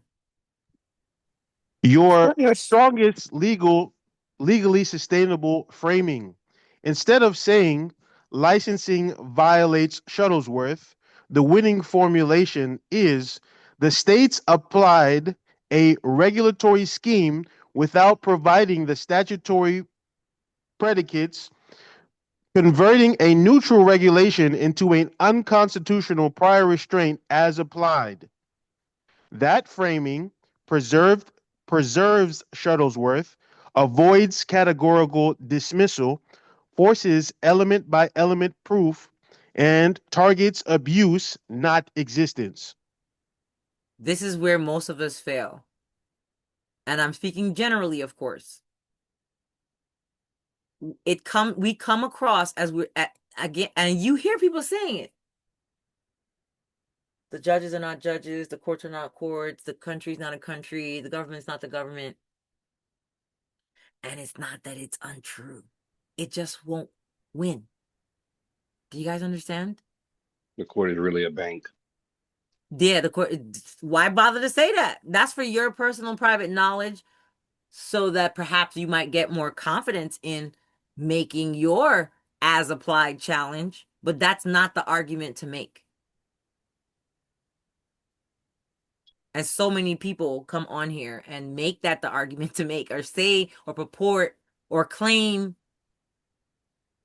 They want Or the they're bonds. dead. That's why they're dressed in black. Oh my God. They want the bonds and the tax records, the 1099s. And that's what's going to get rid of the traffic ticket. Get that. So should I be in a white beat the bar shirt and a white fez on my social media? Let me stop. You see, it says winning formulation, guys. It doesn't mean this is wrong. It means you can't say it like that. Do y'all understand? Does everybody comprehend? Yes. You can't say it like this. And you see how much time the word frame and framing is coming up? The bottom line, not rhetoric, just law. Facial challenge, courts reject it. Uh-oh. People going to still bump their head over and over and yell, the courts are corrupt. Before you decide to say the courts are corrupt, which they might be, which many are, check your framing and make sure you are not making it easy for them to be dismissive of your stuff. First, courts reject it. As applied challenge to enforcement abuse, legitimate. Argument that conduct alone replaces statutory nexus. What does that say? Rejected. Argument that presumption replaces proof. Strong.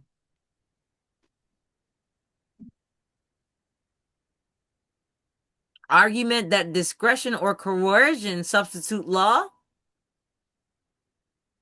Strong. Argument that you're the king of Zamunda, and that's why it doesn't apply, and that's why they don't have jurisdiction. Rejected. Super R. But right. on the other the hard side, R. What's that? no, on the other side, they use that kind of argument with themselves because they say, well, because the judge signed it. Right here. This is what they say. Yes. Yeah, they use that to defend themselves too. Yeah.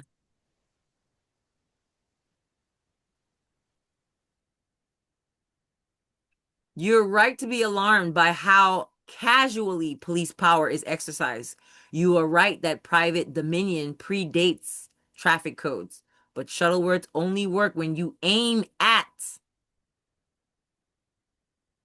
discretion, presumption, or prior restraint, not existence of traffic law itself. And I'm sure some people are going, I'm not arguing that, but some of us are. And apparently most of us are. Okay, so I gave it a prompt to redraft the notice to the court and this motion to vacate that I was working on that started the conversation. Word.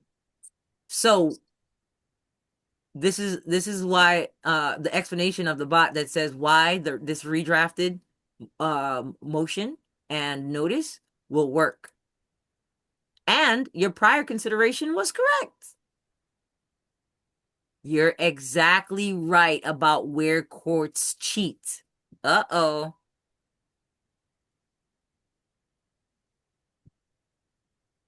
The bot's claiming not at the citation, but I don't know. But this is but even if we allow the citation, this part is still correct. Is it not? Absolutely. Worse, yeah. So this is basically they could bill you, but they can't make you pay. Period. You can hold that sign out, you'll work for food, but I ain't finna reach for this change in my console. Exactly. Do you understand?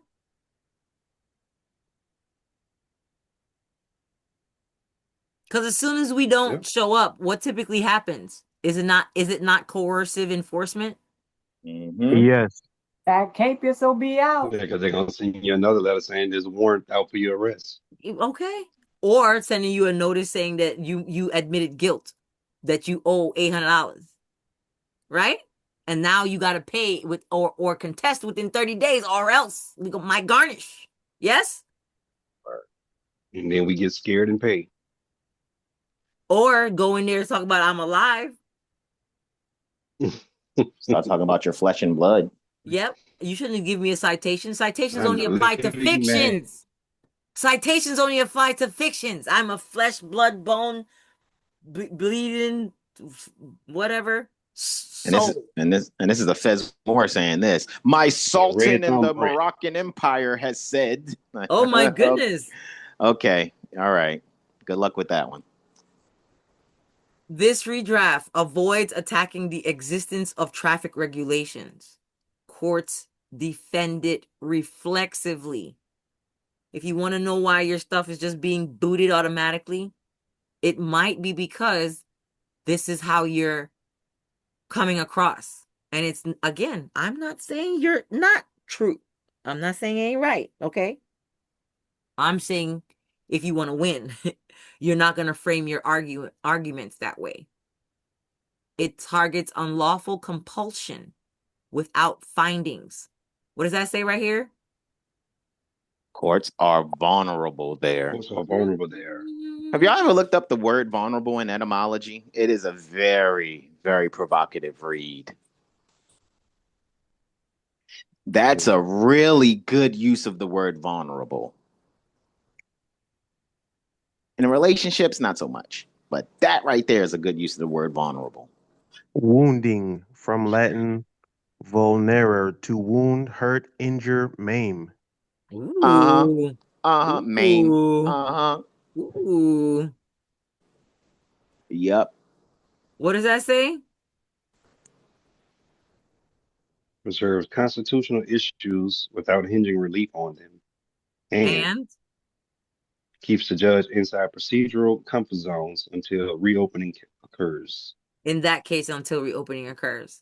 But whatever you're saying, you want to have the judge stay inside their procedural comfort zone so they're more likely to rule in your favor without destroying the government. Right now, they are in self-preservation mode. But they want us to free ourselves individually. And we might not like that. We might not like having to go through the individualized consideration.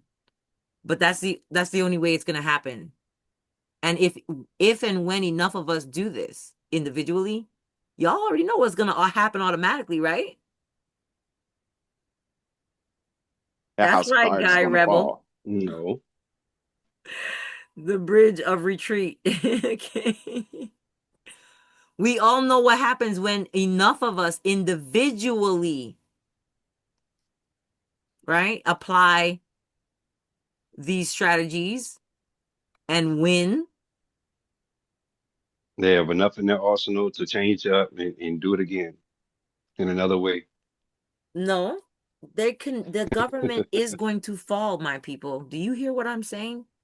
I was just ashes. If enough of us individually attack them the proper way, because the way that most of us are trying to do it, the courts are rejecting it because they are trying to preserve themselves.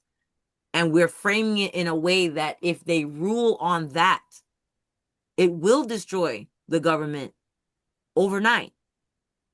And even though there's some of us that might say, bring it on, Be honest. Who's actually ready? I'm ready. That's a hard saying. Gotta be consistent, for real. though. I'm ready. Me. I got Word. kidnapped the There other y'all day, go. and it made me reconsider. I'm not gonna hold you, but I'm ready. I'm serving them right now. Somebody made a post that I shared a couple months ago. It's like November or October. And he said a lot of people calling for a revolution, but they're not ready to fend for themselves in any way, shape, or form, guys. There's a lot of people saying, I'm ready, I'm ready. You ain't got no land, you can't grow enough food to even sustain your family. Who's being Word. honest? For no amount of Yeah, time I ain't neither. ready like that. But, well, that's the only way to be ready if you talk about bringing down the government. This is why they tied everything The fact. to the government's existence, so that in case you decide that they need to go like they do today, shoot, Word. 250 years ago, if you ask me. I was about to say. Okay, but you can't do it by yourself. How Lack of could you be discipline. ready? Like right now, people, we're on solar. We don't come together. We're on solar, okay? But that only means that we got battery power on sunny days. We still have not started distilling our own diesel or regular gasoline, which we can with plastic, and we are working to set that up. But right now, if the gas station pump goes down, who gonna be shit out of luck? Who else? Everybody. Right. Everybody. So when everybody, you're not being honest when you say I'm ready. If you don't have any backup, and I'm not talking about just backup money. I'm not talking about gold and silver. I'm talking about keep a selfie alive. How many people are catching water? How many gallons of water do you have that you can distill or purify in some kind of way to make it drinkable when you chase the county out? When you make I got a, all the employees quit for the city, who is prepared? I got a life straw. Couple of them. Okay, and that's one way to get ready. But think about it. If the government, if our paperwork actually makes it obvious, the truth, that the government is wholly illegitimate as it is attempting to apply anything to private people in our private capacity. Not all of us is gonna be prepared for the fallout. Are you prepared to help feed your neighbors so that they don't come rob you? Indeed. Are you That's an prepared excellent point. to build community for real? And some of us don't even like our neighbors. Right. Some of us can't even get along with the other parents at the PTA meeting. We have no skills. We don't know how to identify edible leaves and other plants from dangerous ones that might look similar. Word. Right? We don't know how to identify even the stuff we buy from the grocery store. That's one of the things I learned when we started gardening in 2011. I would post pictures of plants and people would be like, oh my God, that's how it grows. And I'm like, oh my God. I didn't know that either last week.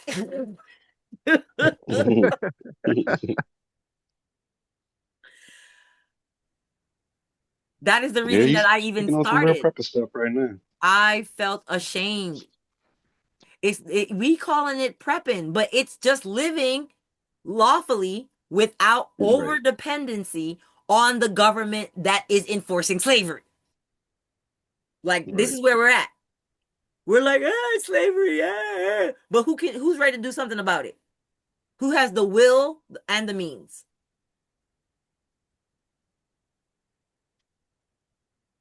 Working on the means, but I got the will. Okay. If I could say something, like my parents, they come from Haiti, so like a lot of the stuff that we do here, as far as like, okay, anything that's broken, quote unquote, or how they waste everything here, you just throw it in the trash and go buy a brand new one and slap it on. But in Haiti, you have to reuse what you have because people have less, and the way that people are living is like, I guess people call it prepping, but like you said, it's just a way of life. It's How just do a you way of eat? life. How do you, drink water? How do you have resources? So before all this super industrial stuff, what did people do? People were still living, but we Exactly. just become Thriving. super accustomed. Thriving, you're right. When you had to gather your own water and grow your own food and take care of your own poop, you were better. And now, if we get everybody to run out the city hall, stop all of the services, y'all won't know what to do with y'all toilet. Be honest. You don't know how you're going to provide heat and cooling for your family. You don't know it.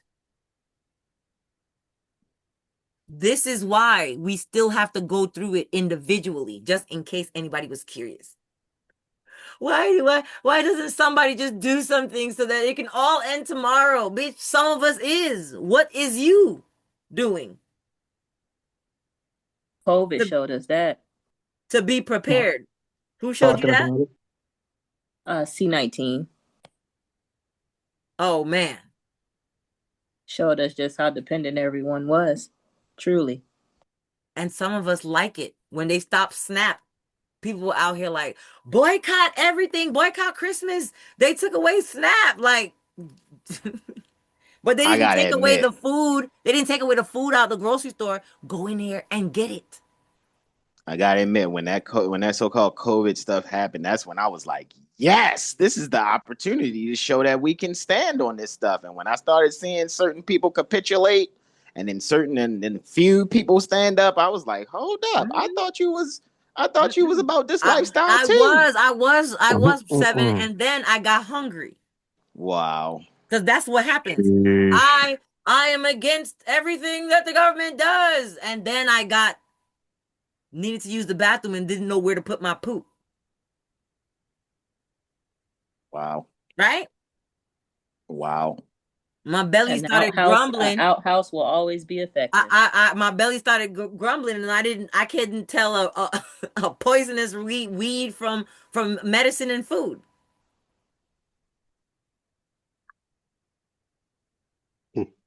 Are we being honest for real? When I started teaching myself that it wasn't to prep, it was because I felt ashamed at how little I knew about what it takes to sustain my own life, and how that realization alone made me shut the fuck up with the complaining about how somebody else I don't like is handling it. Oh, look how people was like, oh, look what they doing to our food. How did that become your food? Can somebody tell me? How your food got behind their gates? But it's still yours. It got behind their AC, but it's still yours. Word. You let the people go long enough without food, they'll start eating each other. Why? Why would I eat y'all? There's berries right here. I don't want no. I'm not even gonna kiss y'all hand. Get out of my face. I'll be for real vegan so fast, y'all won't even know what happened. I'm planting nuts and berries because I want them.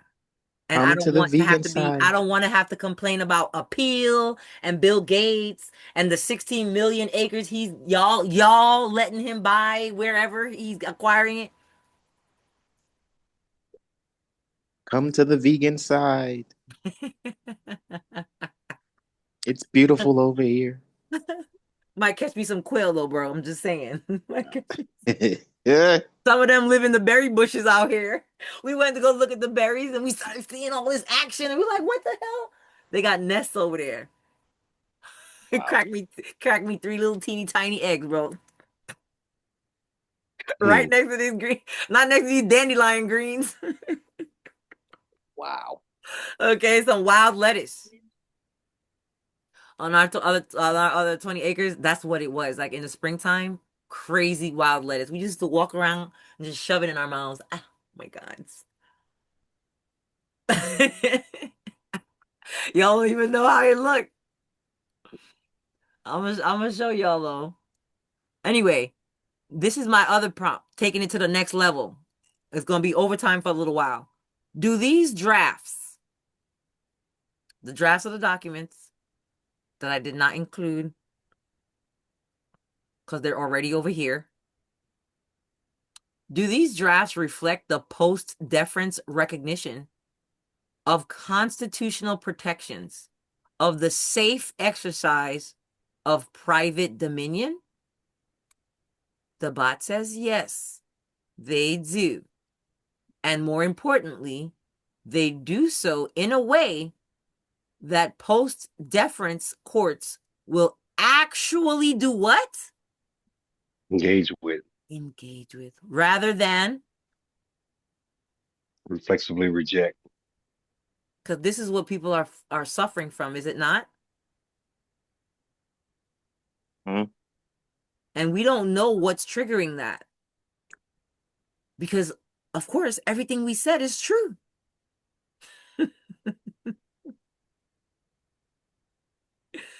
You want them to engage? Say shit they will engage with. You want them to be dismissive and default to what we might call their sedition or treasonous ways? Then say it in a way that they'll reflectively reject. Let me explain why. What post-deference actually means legally, not philosophically.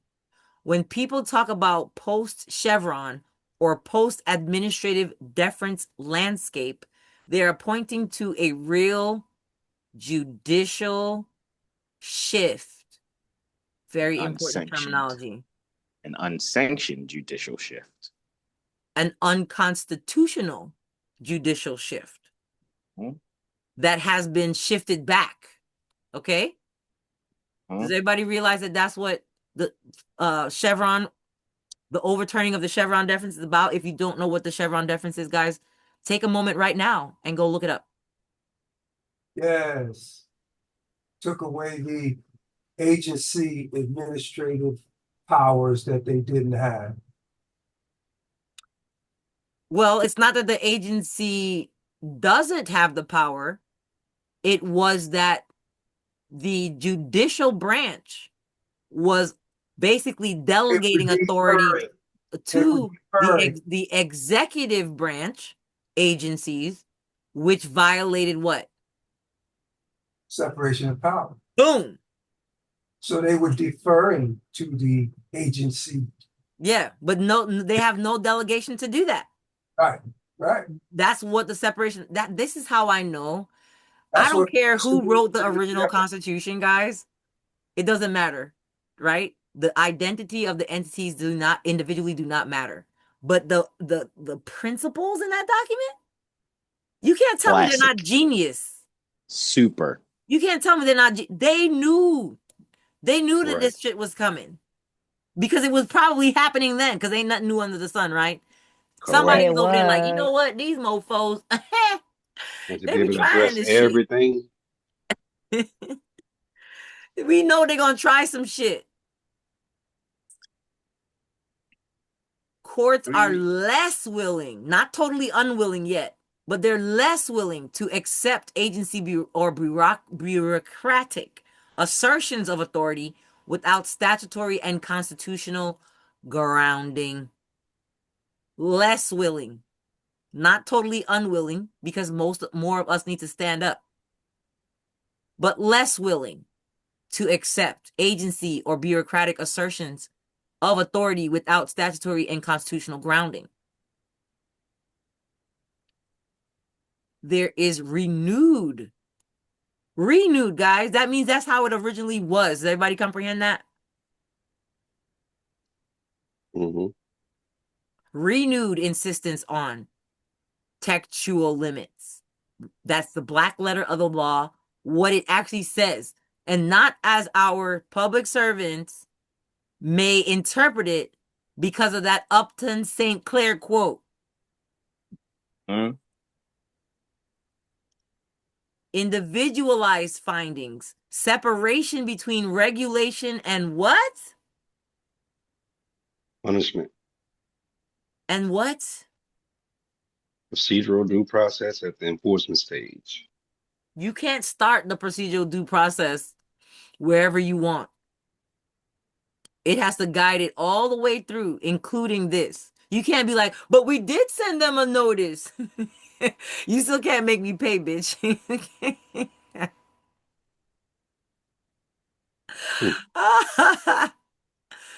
Your drafts align with that exact shift. They do not ask the court, as unfortunately some of our brethren and sisters are doing. We're not asking the court to abolish traffic regulation. We're not asking the court to deny policy power in and of itself. Nor are we asking them to accept what? Sovereign theory. Let's hear it. Go ahead, guys. Instead, they insist on constitutional friction at the moment where deference traditionally allows shortcuts. Yes. See? Deference for the last 40-something years, guys, allowed them shortcuts. So this makes me think, with the alleged advent of large language models, who in 2024 on this panel of 9 justices used a large language model to analyze the Chevron deference and then was like, yeah, we got to overturn this. Well, they need to do it to analyze the New Deal, goddammit, because F that guy.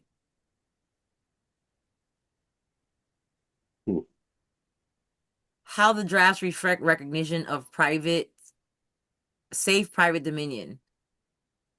They distinguish use from coercion. The drafts do not claim the states may not regulate, like unfortunately some of our, in general, okay, especially when we scrolling through these other communities in these TikTok streets. I like this one. They do not claim the state may not regulate. They say, what does that say? Regulation does not automatically authorize coercion. Word. The distinction is critical. Post-deference courts are now re-examining when administrative convenience turns into punishment. This is what we're dealing with, is it not? Correct. Yep. Eighth Amendment violation. Right. When their administrative convenience turns into an Eighth Amendment violation. How about that? When fees become what? Debts. I got one of those letters today. When they give you a traffic light or a toll booth camera ticket, and then they say if you don't respond or pay within 30 days, we're going to assume the debt, right, is valid. When defaults become enforcement tools. Ooh. Your drafts. Someone read this. They force the courts to identify the moment regulation ends and coercion begins. That is exactly where private dominion is constitutionally protected. Continue, someone. They require individualized findings, not presumptions. The heart of your principle. A citation does not presume guilt, ability to pay, or willful refusal. You should jot those down.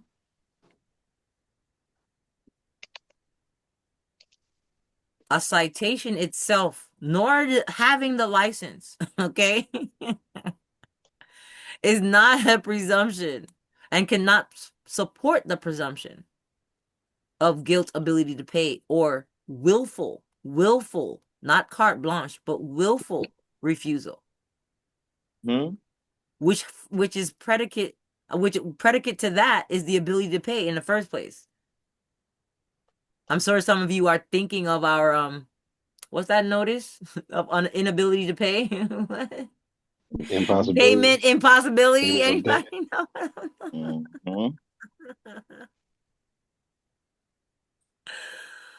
Go ahead. All right. This mirrors modern due process jurisprudence, including recognition that ability to pay findings are required before coercive sanctions, rejection of status-based enforcement, and skepticism toward automatic penalties based on administrative default. You are denying the court's authority. You're not. Pardon me. You are not. Pardon me. You are not denying the court's authority. You are requiring it to earn it, case by case. That is post-deference law in action. Just in case y'all couldn't see it. It seems like post-deference law is pre-deference duty. Exactly. Original textual duty and not court choice reframing. Correct. Why this framing survives, where older right to travel briefs fail. Older findings failed because they attacked regulation itself. They denied statutory definitions. They framed courts as illegitimate actors.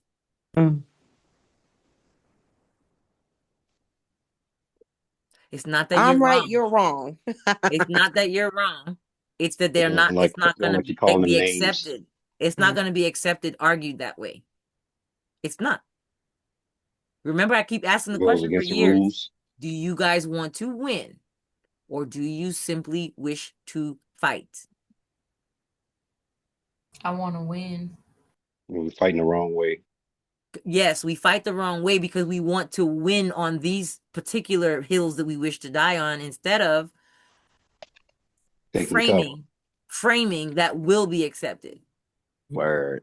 Continue. Instead, your drafts do none of that. Instead, they accept regulation at the front end, contest automatic escalation, demand constitutional proof before bodily or financial compulsion. Booyaka, booyaka. It's like, yes, you can regulate. And I don't know why they would ever take, well, I do know why they would take it. I'm not accusing anybody, especially in our community, okay, of doing this. But this is a recognition that most people are doing this. Most people are still doing this. Contesting the regulation at the front end. Instead of accepting it. Yes. So basically, you tell me it's a fine and I'm going to pay it. So I'm accepting the regulation. No. There are people saying the Constitution itself is unconstitutional. Okay? There are people saying that the government cannot regulate humans. They say, oh, the government can only regulate fictions. It's like, guess that's just a stupid thing to say.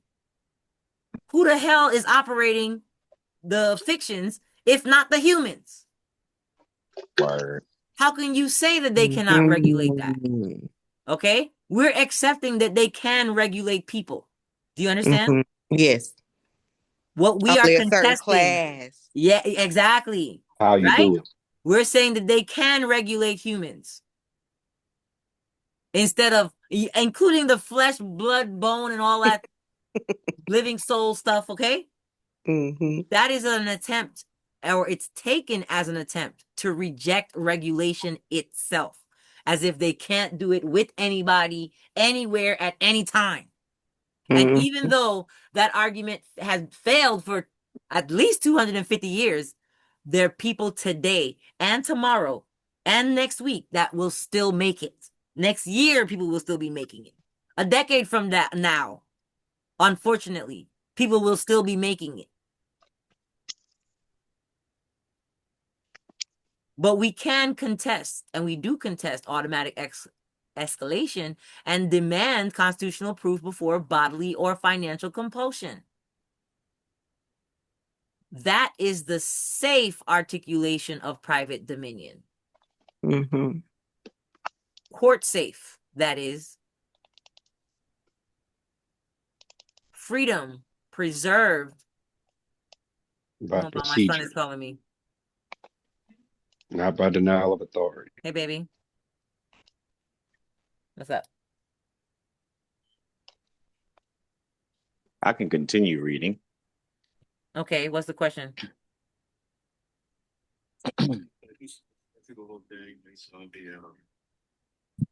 Let's see, where are we? That is the safe articulation of private dominion. Freedom preserved by procedure, not by denial of authority. Courts understand this language. Okay. Where exactly? Oh, hold on. Okay. This is what I'll do. I'll share my screen. You're good. I'll share my screen. So I'll bring up where we are reading on my screen share. Let me know if you guys are seeing the screen.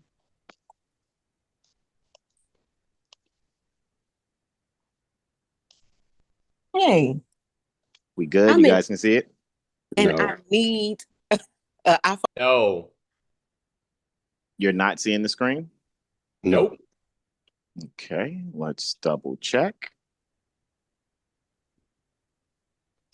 What about now? Yeah. Cool and the gang. Let me see if I can get us down to where we are.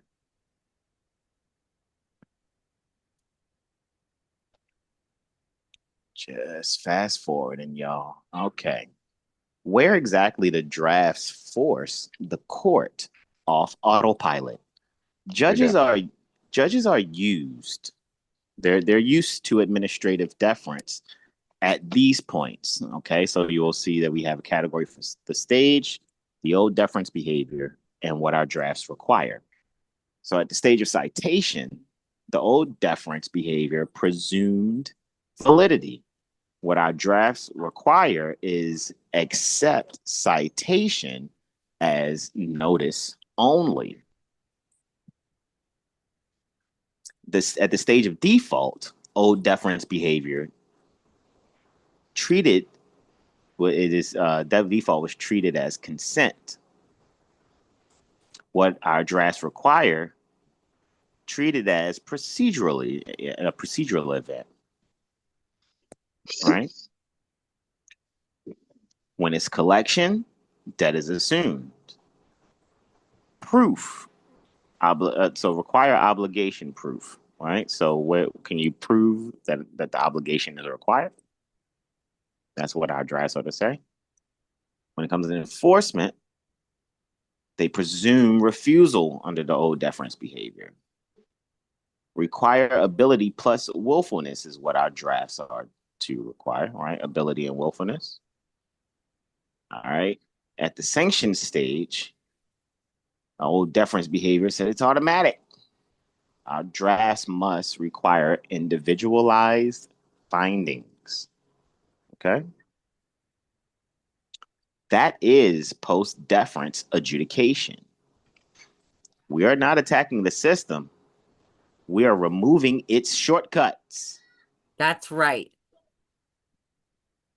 Because due process and violations of due process is always the shortcut that they're taking.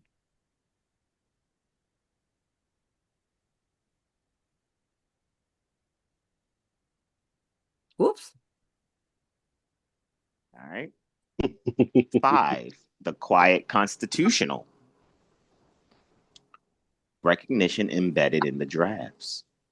Without using inflammatory language, the drafts affirm liberty exists prior to regulation. Regulation must remain proportional. Forgive me, y'all. Regulation must remain proportional. Coercion requires justification. Administrative efficiency does not override due process. Wow. Big things are going.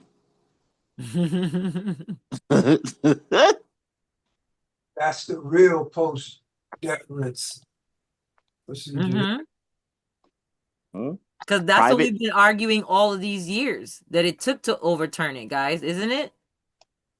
Correct. That's the pro farmer term, Malika. Mm-hmm. Private dominion is preserved by restraint on enforcement power. This is precisely how constitutional protections re-emerge in There's modern lots of courts. in this research. I know, right? And RE is again, right? Not by grand declarations, but by forcing adherence to procedural limits. What? Forcing them? Forcing them? Because that's what we want, right? People are like, how do you make them do that? How many times you guys heard people ask that? How do I make them do this? Must have a better framed articulation. Mm-hmm. You want me to read the bottom line here? I can. Yes, these drafts reflect post-deference constitutional recognition, protect safe private dominion, operate within modern judicial sensibilities, and preserve rights without triggering doctrinal rejection. That warning about inflammatory words, it's not, don't take it lightly, guys. Lots of us think that we're saying the same thing when we're not. If you put in inflammatory language in your communication, you're prejudicing yourself.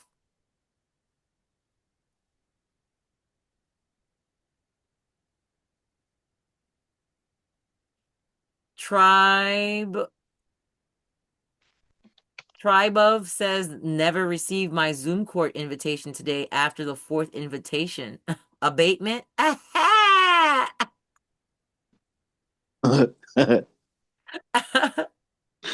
Okay, Tribe of. Make sure that something appears on the record. No, So it we goes can to get that credit receipt. courts. Word. What was that, King? I was saying, here goes the credit courts. So the courts list themselves. This is my prompting now. The court lists themselves. Anybody ever seen that on a notice? Let us know, guys. Have you ever seen? No, I've never Have you seen ever that. received communication from a debt collector? Yes. Or Oh, the yeah. court itself, where it says creditor? The courts. Yep. They got a creditor number. I've seen them from collection companies stating that the court is the creditor. Mm-hmm.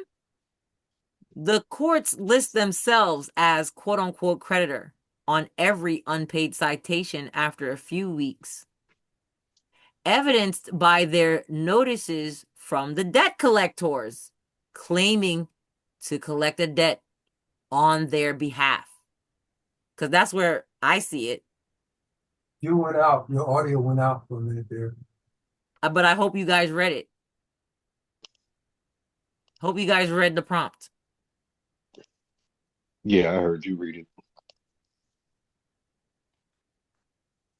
The bot says, what you're observing is real, documented, and legally significant, and fits exactly with the enforcement stage problem you've been identifying. But it is most important to describe with precision because courts do this through statutory assignment and administrative accounting, not because they're the original injured party. Word.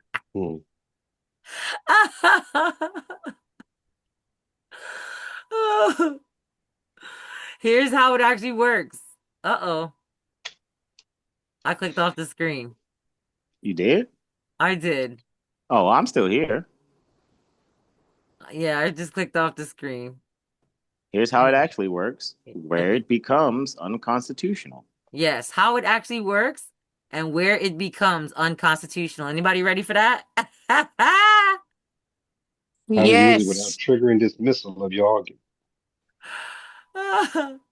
Correct. Yes, you want to do it without triggering dismissal.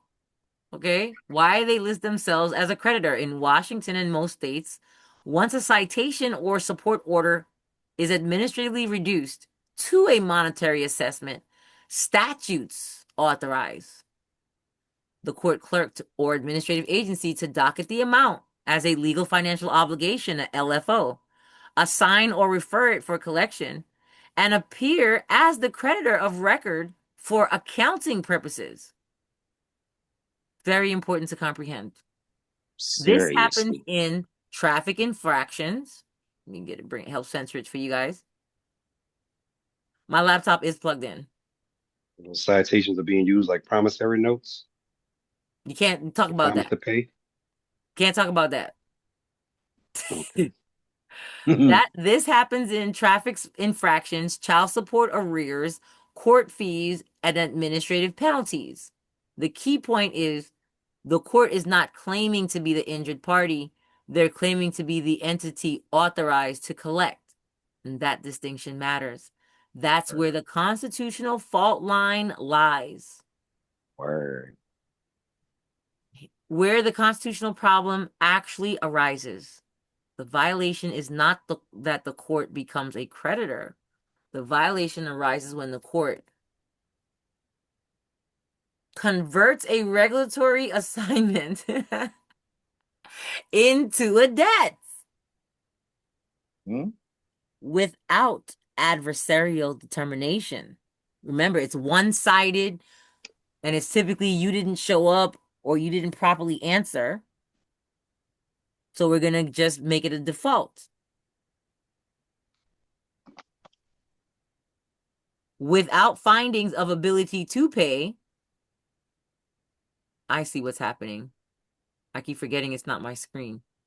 Without findings of ability to pay, without a finding of willful refusal, Economic coercion. then authorizes coercive collection memechanisms. Word. You want to go back and share screen so you can have control? No, it's okay. Okay. Including findings as to liability, willful. Oh, sorry. You reading from your notice, Don? Yeah. That's exactly the pattern you described, and courts do routinely shortcut this process. Why this does not create a true creditor-debtor relationship is because it can't. A genuine creditor-debtor relationship requires a voluntary obligation or a judicially adjudicated liability. Come on. That voluntary obligation has to be shown by a self-binding agreement. I hope you guys realize that. Wow. A voluntary obligation would be an application, proof that you elected to be bound. Or judicially adjudicated liability. Supported by what? Due process. With capacity to pay. Considered. Not separate, guys. Not separate. Correct. Hassan. Yes. Just interjection. The conversation we had, when was it? Sunday? Sunday. I'm so looking forward to amicus. This is saying supported by due process with capacity to with pay. Capacity to pay. And what was the conversation about? The conversation was how is labor defined, and what documentary evidence or anything written says that the usurpation of labor is a-okay to do for things to be paid for. Did I get that right? Or in another sense, then the source of the payment is derived from what is called labor. Correct. How do you not violate 15 U.S.C. 17 and still use your labor to pay? That was exactly the question. Correct. Hassan. Am I correct? Yes, absolutely correct. I was scrolling through some... The source of the payment has its root, its origin in one's labor. Uh-oh. So that would be the capacity to pay. My bad, Cindy, but go ahead. Yes, which is I'm saying it's the economic coercion, but I yield. Real Indeed. short. I was scrolling through some collections cases, and the one was from I don't even know. Let's say I don't know the company. Anyway, the woman did not speak English. The husband sent the judge a letter, said his wife didn't speak English. She didn't have a job. She didn't have any ability to pay. They dismissed the case. Of course. I don't have any ability to pay either. So check the records at the Department of Labor. He cannot be discriminated against. Possibility notice, right? Say that again, Talib? That goes back to the payment and possibility notice. Exactly. It does. And supported by due process. Yes. A It was meaningful literally opportunity to be heard in a meaningful manner. It was literally 3 sentences. That's all it needs to be. Correct. I'm Poe. And I don't have the ability to wrangle Federal Reserve notes. How do you have capacity to pay? As opposed to one exercising a for-profit conduct. That's exactly where you have to get the money from, according to my comprehension. We already went over that. That's what I'm saying. If you're not involved in the economy, where you getting the capacity to pay from? So yes, they don't want us to argue that they can't cite us, guys. They don't want us to argue that they can't even give us the citation. The source of the payment is derived from one's so let's labor. not argue. Time. Let's not argue that they can't give us the citation. Okay, take the citation. Okay. Now, how are they going to prove capacity to pay? How are they going to do that? Word. Violate due process and prejudice your rights. They say what species is what got my child support dismissed. He was pissed, but he dismissed it. Even when they give you a community service, the court removes itself and sends you to an agency where they get you to sign a voluntary agreement. Yes. How do you argue that when you have a job? You still have to have the other things. You have to pick the point that applies to you. Hassan. I'm laughing so hard. I have the job. I was in court, and he determined that it's still species I to owed pay. it. And I said, what species? I was pissed. And he said, US dollars. And where are those? And then the next thing I know, the freaking whole thing was dismissed. Where are these US dollar hairs? Hey man. And has anybody located them? Hold on, go ahead, Trade Brigade. Go ahead, man. I'm lost for words, bro. I'm kind of lost. In 1972. Because but I want to hear. I want to hear you. I want to hear you, Hassan. Okay. So if you do have the job, right? That still is your labor. And I know that too. Another part of that conversation was us discussing reparations reloaded to a certain degree. Because something is being reported as income. Correct. When absolutely it isn't. It is your labor, and that's why you should get boxes 1, 2, 4, and 6 back. I'm just saying, man. So our son's girlfriend called and asked me that question on Sunday. Wow. And look at that. I told her and our son that they need a link to go watch the class. Okay. Sunday, Hassan and I had this conversation at 11:30, from 11:30 a.m. to 12:10. So I was 10 minutes late for my class, but it was worth it. If you're on the line, can you send your brother the link? I think I forgot to tell you that. Send him and Juno the link to take the reparations class. Labor. Okay. What is labor? Exactly. What is labor is the question to ask before or during your capacity to pay is being considered. Correct. Because if 15 USC 17, who can read that first sentence real quick? Newbies. Am I included? I don't think you're a newbie. Come in the corner with me, bro. Here's a seat. Article of a human being. The first sentence in 15 USC 17 is what? Let me get there. The article of a human being is not a commodity or It's article not a of commodity. commerce. Say it again. Article of a human being is No, not a commodity. Well, can y'all read? Y'all gotta read it. People who are read it. okay, literate people. Somebody hear me, literate, Malika? please read the entirety of the first sentence accurately. Can you hear me, Malika? Yes. The labor of a human being is not a commodity or article of commerce. All right.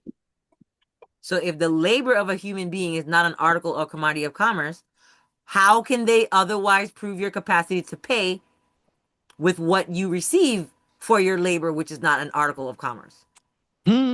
Question lingers. With what species shall I pay? If what I exchange for my labor is not an article of commerce, some coffee or beans. what I receive in exchange for my labor is not an article of commerce. That's going to collapse. Go ahead. What'd you say? You said 15 USC 7? 17. I typed it in the chat. 17. That's going to collapse. I'm going to just go out on a whim here and say about 90% of garnishments. Okay, I don't know who's getting garnished that it won't work for it, right? Hey, like, so seriously, like, it's gonna collapse all that garnishing activity.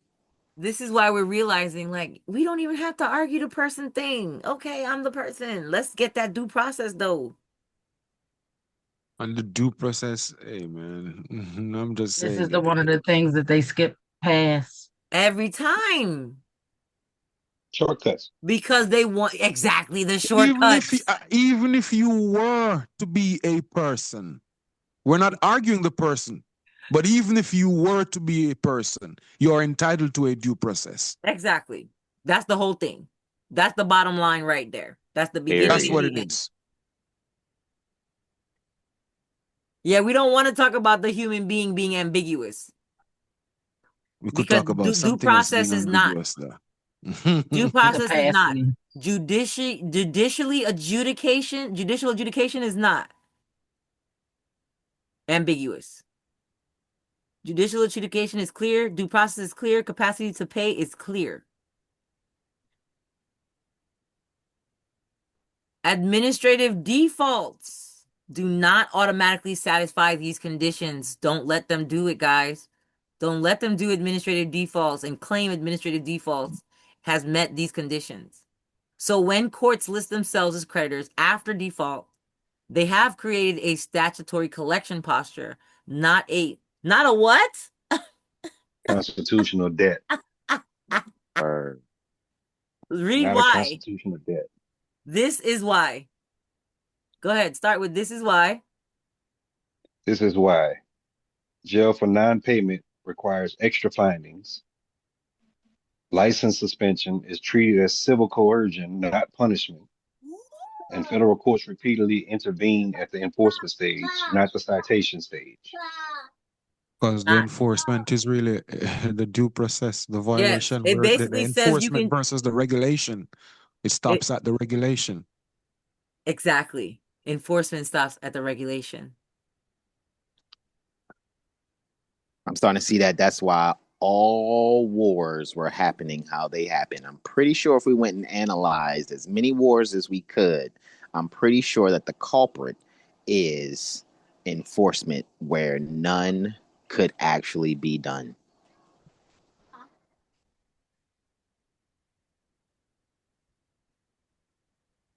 Venezuela for 200?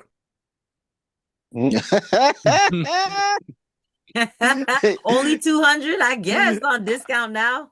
Hold on, but there's a daily double on that one, so you hit it. Oh, daily double, 400. So Canada's offering Minnesota stuff, so. Would you say you're starting a Minnesota daycare? No, Canada wants Minnesota now, so I don't know what's going on. So Canada Y'all like wants my joke? Minnesota? Y'all like my joke? It's not a Indeed. danger. They're leering centers. Remember, leering Yes, centers. leering. How apropos. Word. Like a lot of free Scroll Chevron down, bro. deference to me. Gotcha. Say that again, Talib. I said it sounds like a lot of pre-Chevron deference. Yes. So the parallel with child support, your comparison is correct. Child support enforcement is the clearest analog. The states lift itself as a creditor or assignee, uses administrative enforcement tools, but cannot incarcerate or sanction without ability to pay findings. When do they ever do that? Do y'all see that Jesus last Christ. one? Come on. Mm-hmm. They never do that. They always incarcerate without ability to pay findings. And this is why, I'm not, people who show folks how to set up businesses think I'm upset with them. But they don't know me very well, do they? Why would I? Serial business on it. Me, my sisters, my brothers, my parents, my grandparents. Me, they think I'm okay. But I'm against telling people to set up business or statutory schemes to do things that they really just want to do in private. Because if you set up that LLC, and even if you try to hide it behind this and that, it's going to show. If someone like myself would audit you, it would suggest you have ability to pay fine without violating 15 USC 17. Word. But that's for another presentation. That rule is well established. When courts skip those findings, incarceration becomes what? Unconstitutional. Suspension becomes what? Coercive punishment. And federal civil rights actions succeed. Word. Scroll, bro. 2 seconds. I gotcha. Traffic Okay, but still, enforcement. Go ahead. The incarceration about the ability to pay findings. So a person,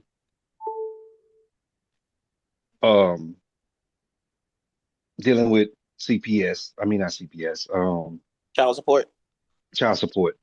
If they have a job, that does not equal ability to pay. Correct. Okay. 15 USC 17, bro. Did you look it up yet? Yeah. So let me add a little more background to that conversation I and Trey Brigade had, and I will be brief. He had premised this is what a lot of people think out here. Like, well, let's help them to resolve that thinking process. Trey Brigade was like, bro, we're not like these entities. And if I'm paraphrasing, bro, please, fill in where I, omitted what's necessary. These entities are the ones doing business for profit, right? Yes. Labor is not doing business for profit. Compensation for labor is not profit. It's not a for-profit activity. Yes. Correct. So one's ability to pay. My question would be, what business are you running and getting profit from? The ones that the internet gurus told me to go LLC, DBA, INC. Okay. I'm saying the source of any payment are all payments on private people. Traffic tickets, rent, traffic light tickets, bills. order. It's the root of that payment. It originates from one's labor, what is called labor, which set apart from an entity, another class of person. Just saying we're not arguing the person issue, but we're just looking at the economic coercion of, not coercion, but economic activity related to labor. Like the guy said, I have a job. What is a job? But a job, the 15 USC 17 says if you're just getting compensation for your labor, that in itself is also labor. which cannot be an article or commodity of commerce. So So there's no what are you nexus. going to pay with? There's no nexus. You're Go right. ahead, bro. No, I'm just saying there's no nexus. So it's going back to even the like I said, Hassan, it's going to lead right back to the tax class. That's what I told him on Sunday. Correct. So you frame that argument as due process. But like Keith said, it's a false certification. Correct. Your premise then, trading, that all source of payment is from labor. Not all of them. Not all source. On private people exercising your private dominion. We're talking about a conduct not related to economic activity in the shared space. But payment as the so-called creditor is expecting and trying to coerce is still your labor if you are agreeing to the species of payment being Federal Reserve notes. No, not even just that. No, that's not necessarily true. It links back to the ability to pay. If what I receive in exchange for my labor is equivalent to my labor, and labor is not an article of commerce, then when they use the term income, they're talking about from a business. They're talking about profit. Okay. I was assuming the trading's referring to all source of payment derives from labor, even if you are in business as No. It has to be tied. It's not tied to your labor. If I start a business, I'm not talking about tied to an individual's labor. I'm talking about but it's not. It has to be me. If I am profiting off your labor, the profit that I get off of that is income for me. And that's what I was referring to. That's what I thought. So if I make $1 million off of your efforts, someone else's labor, right? And then I give you your 50. I'm paying your salary, $50,000 a year. Okay, I make $1 million off of what you brought in the business you brought into the company, and I gave you your 50K that I promised you, and you got that for your labor. The other 950 is mine as income. And what I was referring to is that's still ultimately no, it's not. Nope. Someone's labor. No, it's not. How not? It's coming from economic business activity. But business activity doesn't happen without human labor. You're right. That's what I thought. So that's what I'm saying. What is labor? That's the statement I thought you were making when you said all payment derives from labor, because only when they're trying to give a private man or woman the charge. Yes, in that context, Talib. But we're not going to argue that even the labor, the derivatives or income that a corporation might get comes from the directly from the labor of their agents. If the name that the bill, for example, phone bill, is being paid in the name of insert corporate entity here, that is different from the phone bill being paid in John Smith's name, some regular private man that's not participating in any kind of economic activity. I get that. I just was trying to clarify my understanding of what trading statement was. Indeed. We know that although you are correct he made no inference to that. Well, so your statement is independent of his point. That's what I was questioning. Okay. Glad that was cool. Had that talk. Yeah, that was cool.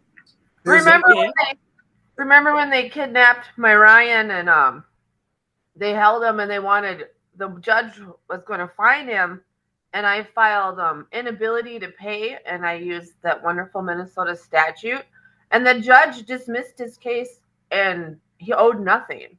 I have that paper around here somewhere. He owed nothing. Yep.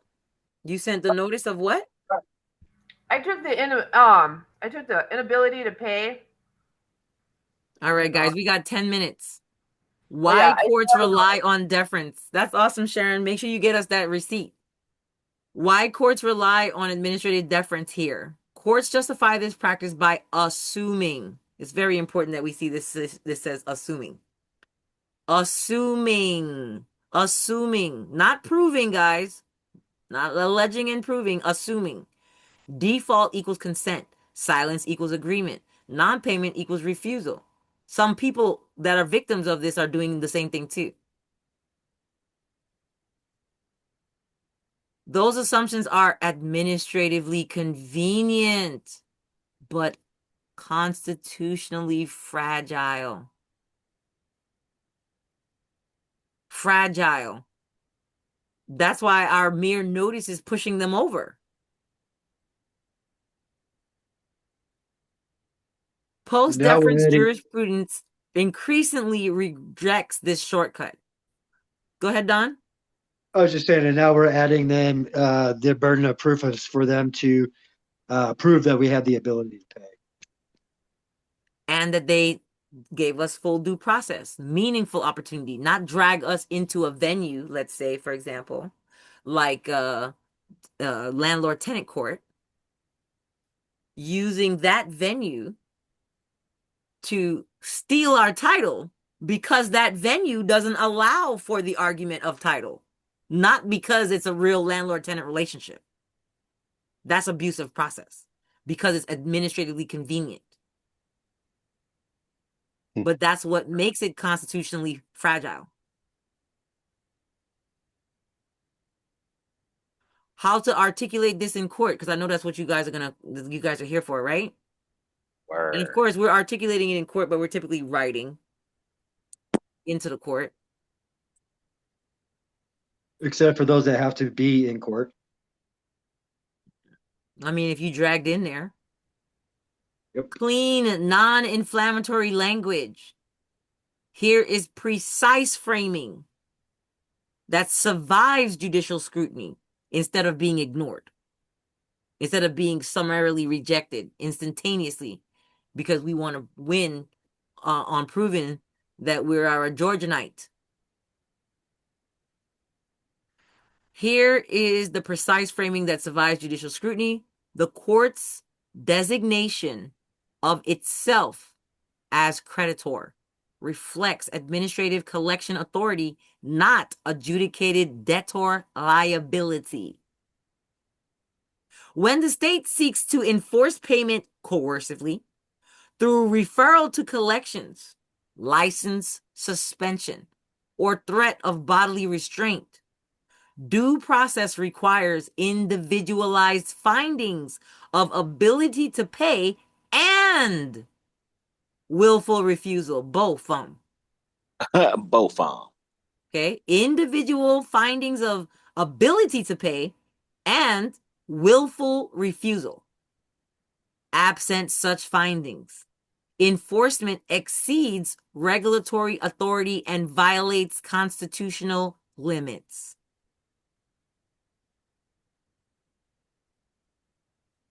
That language accepts statutory structure. Go up. Rejects unconstitutional escalation and avoids attacking the court's legitimacy, which they're very sensitive about. I think for one to willfully refuse, you would have to be one of those entities that are regulated. It's not willful refusal when it's your labor. Willful refusal, again, proves that you have a duty and a will. Correct. Without both duty and will, it can't be willful. And know a recognized species of what to use to pay. That's right. That's related to the inability to. Right? So what your earlier drafts already account for is this. Your motion to vacate and notice already separate regulation from enforcement, challenge coercion, not the citation, deny presumption of debt, and preserve constitutional objections without refusing jurisdiction. That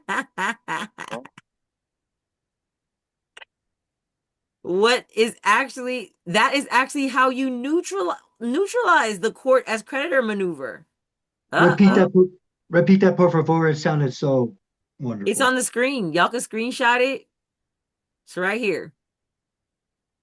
The motion to vacate and the notice already separate regulation from enforcement, challenge coercion and not the citation itself, deny the presumption of debt, and preserve constitutional objections without refusing jurisdiction. Word. That's exactly how you neutralize the quote, court as creditor, end quote, maneuver. Bottom line, yes, courts routinely list themselves as creditors and outsource collection. No, that does not automatically create a constitutional debt. Boom. The constitutional violation occurs when, guys? Coercive enforcement is applied without required findings. Findings of facts and conclusions of law. Word.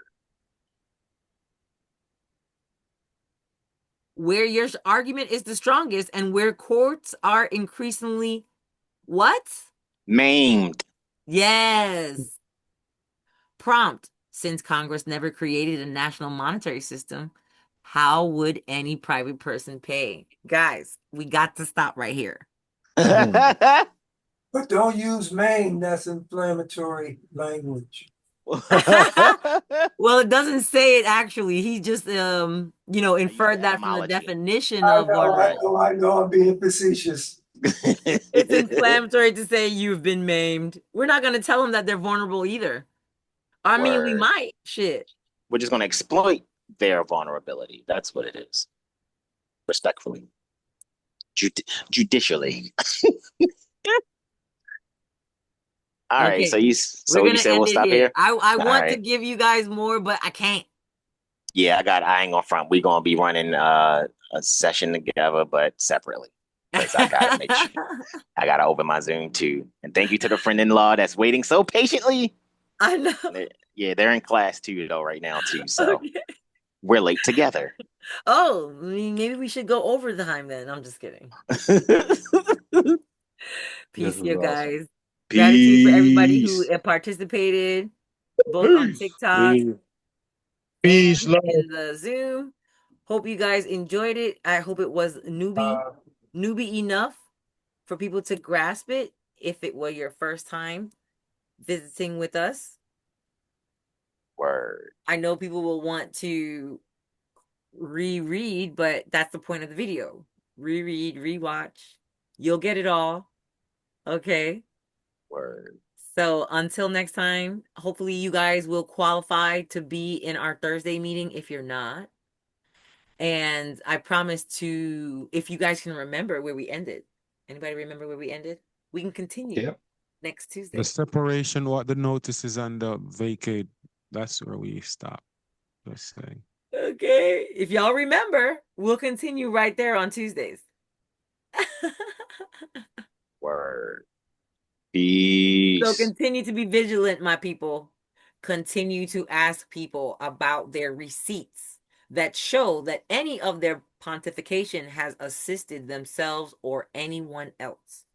And when we see people misframing their arguments, hopefully we've picked up something to help not only ourselves but others reframe so that they can get more wins. Okay? Word. So, peace out, y'all. Peace. Yeehaw! Oh, the folks on TikTok, y'all funny.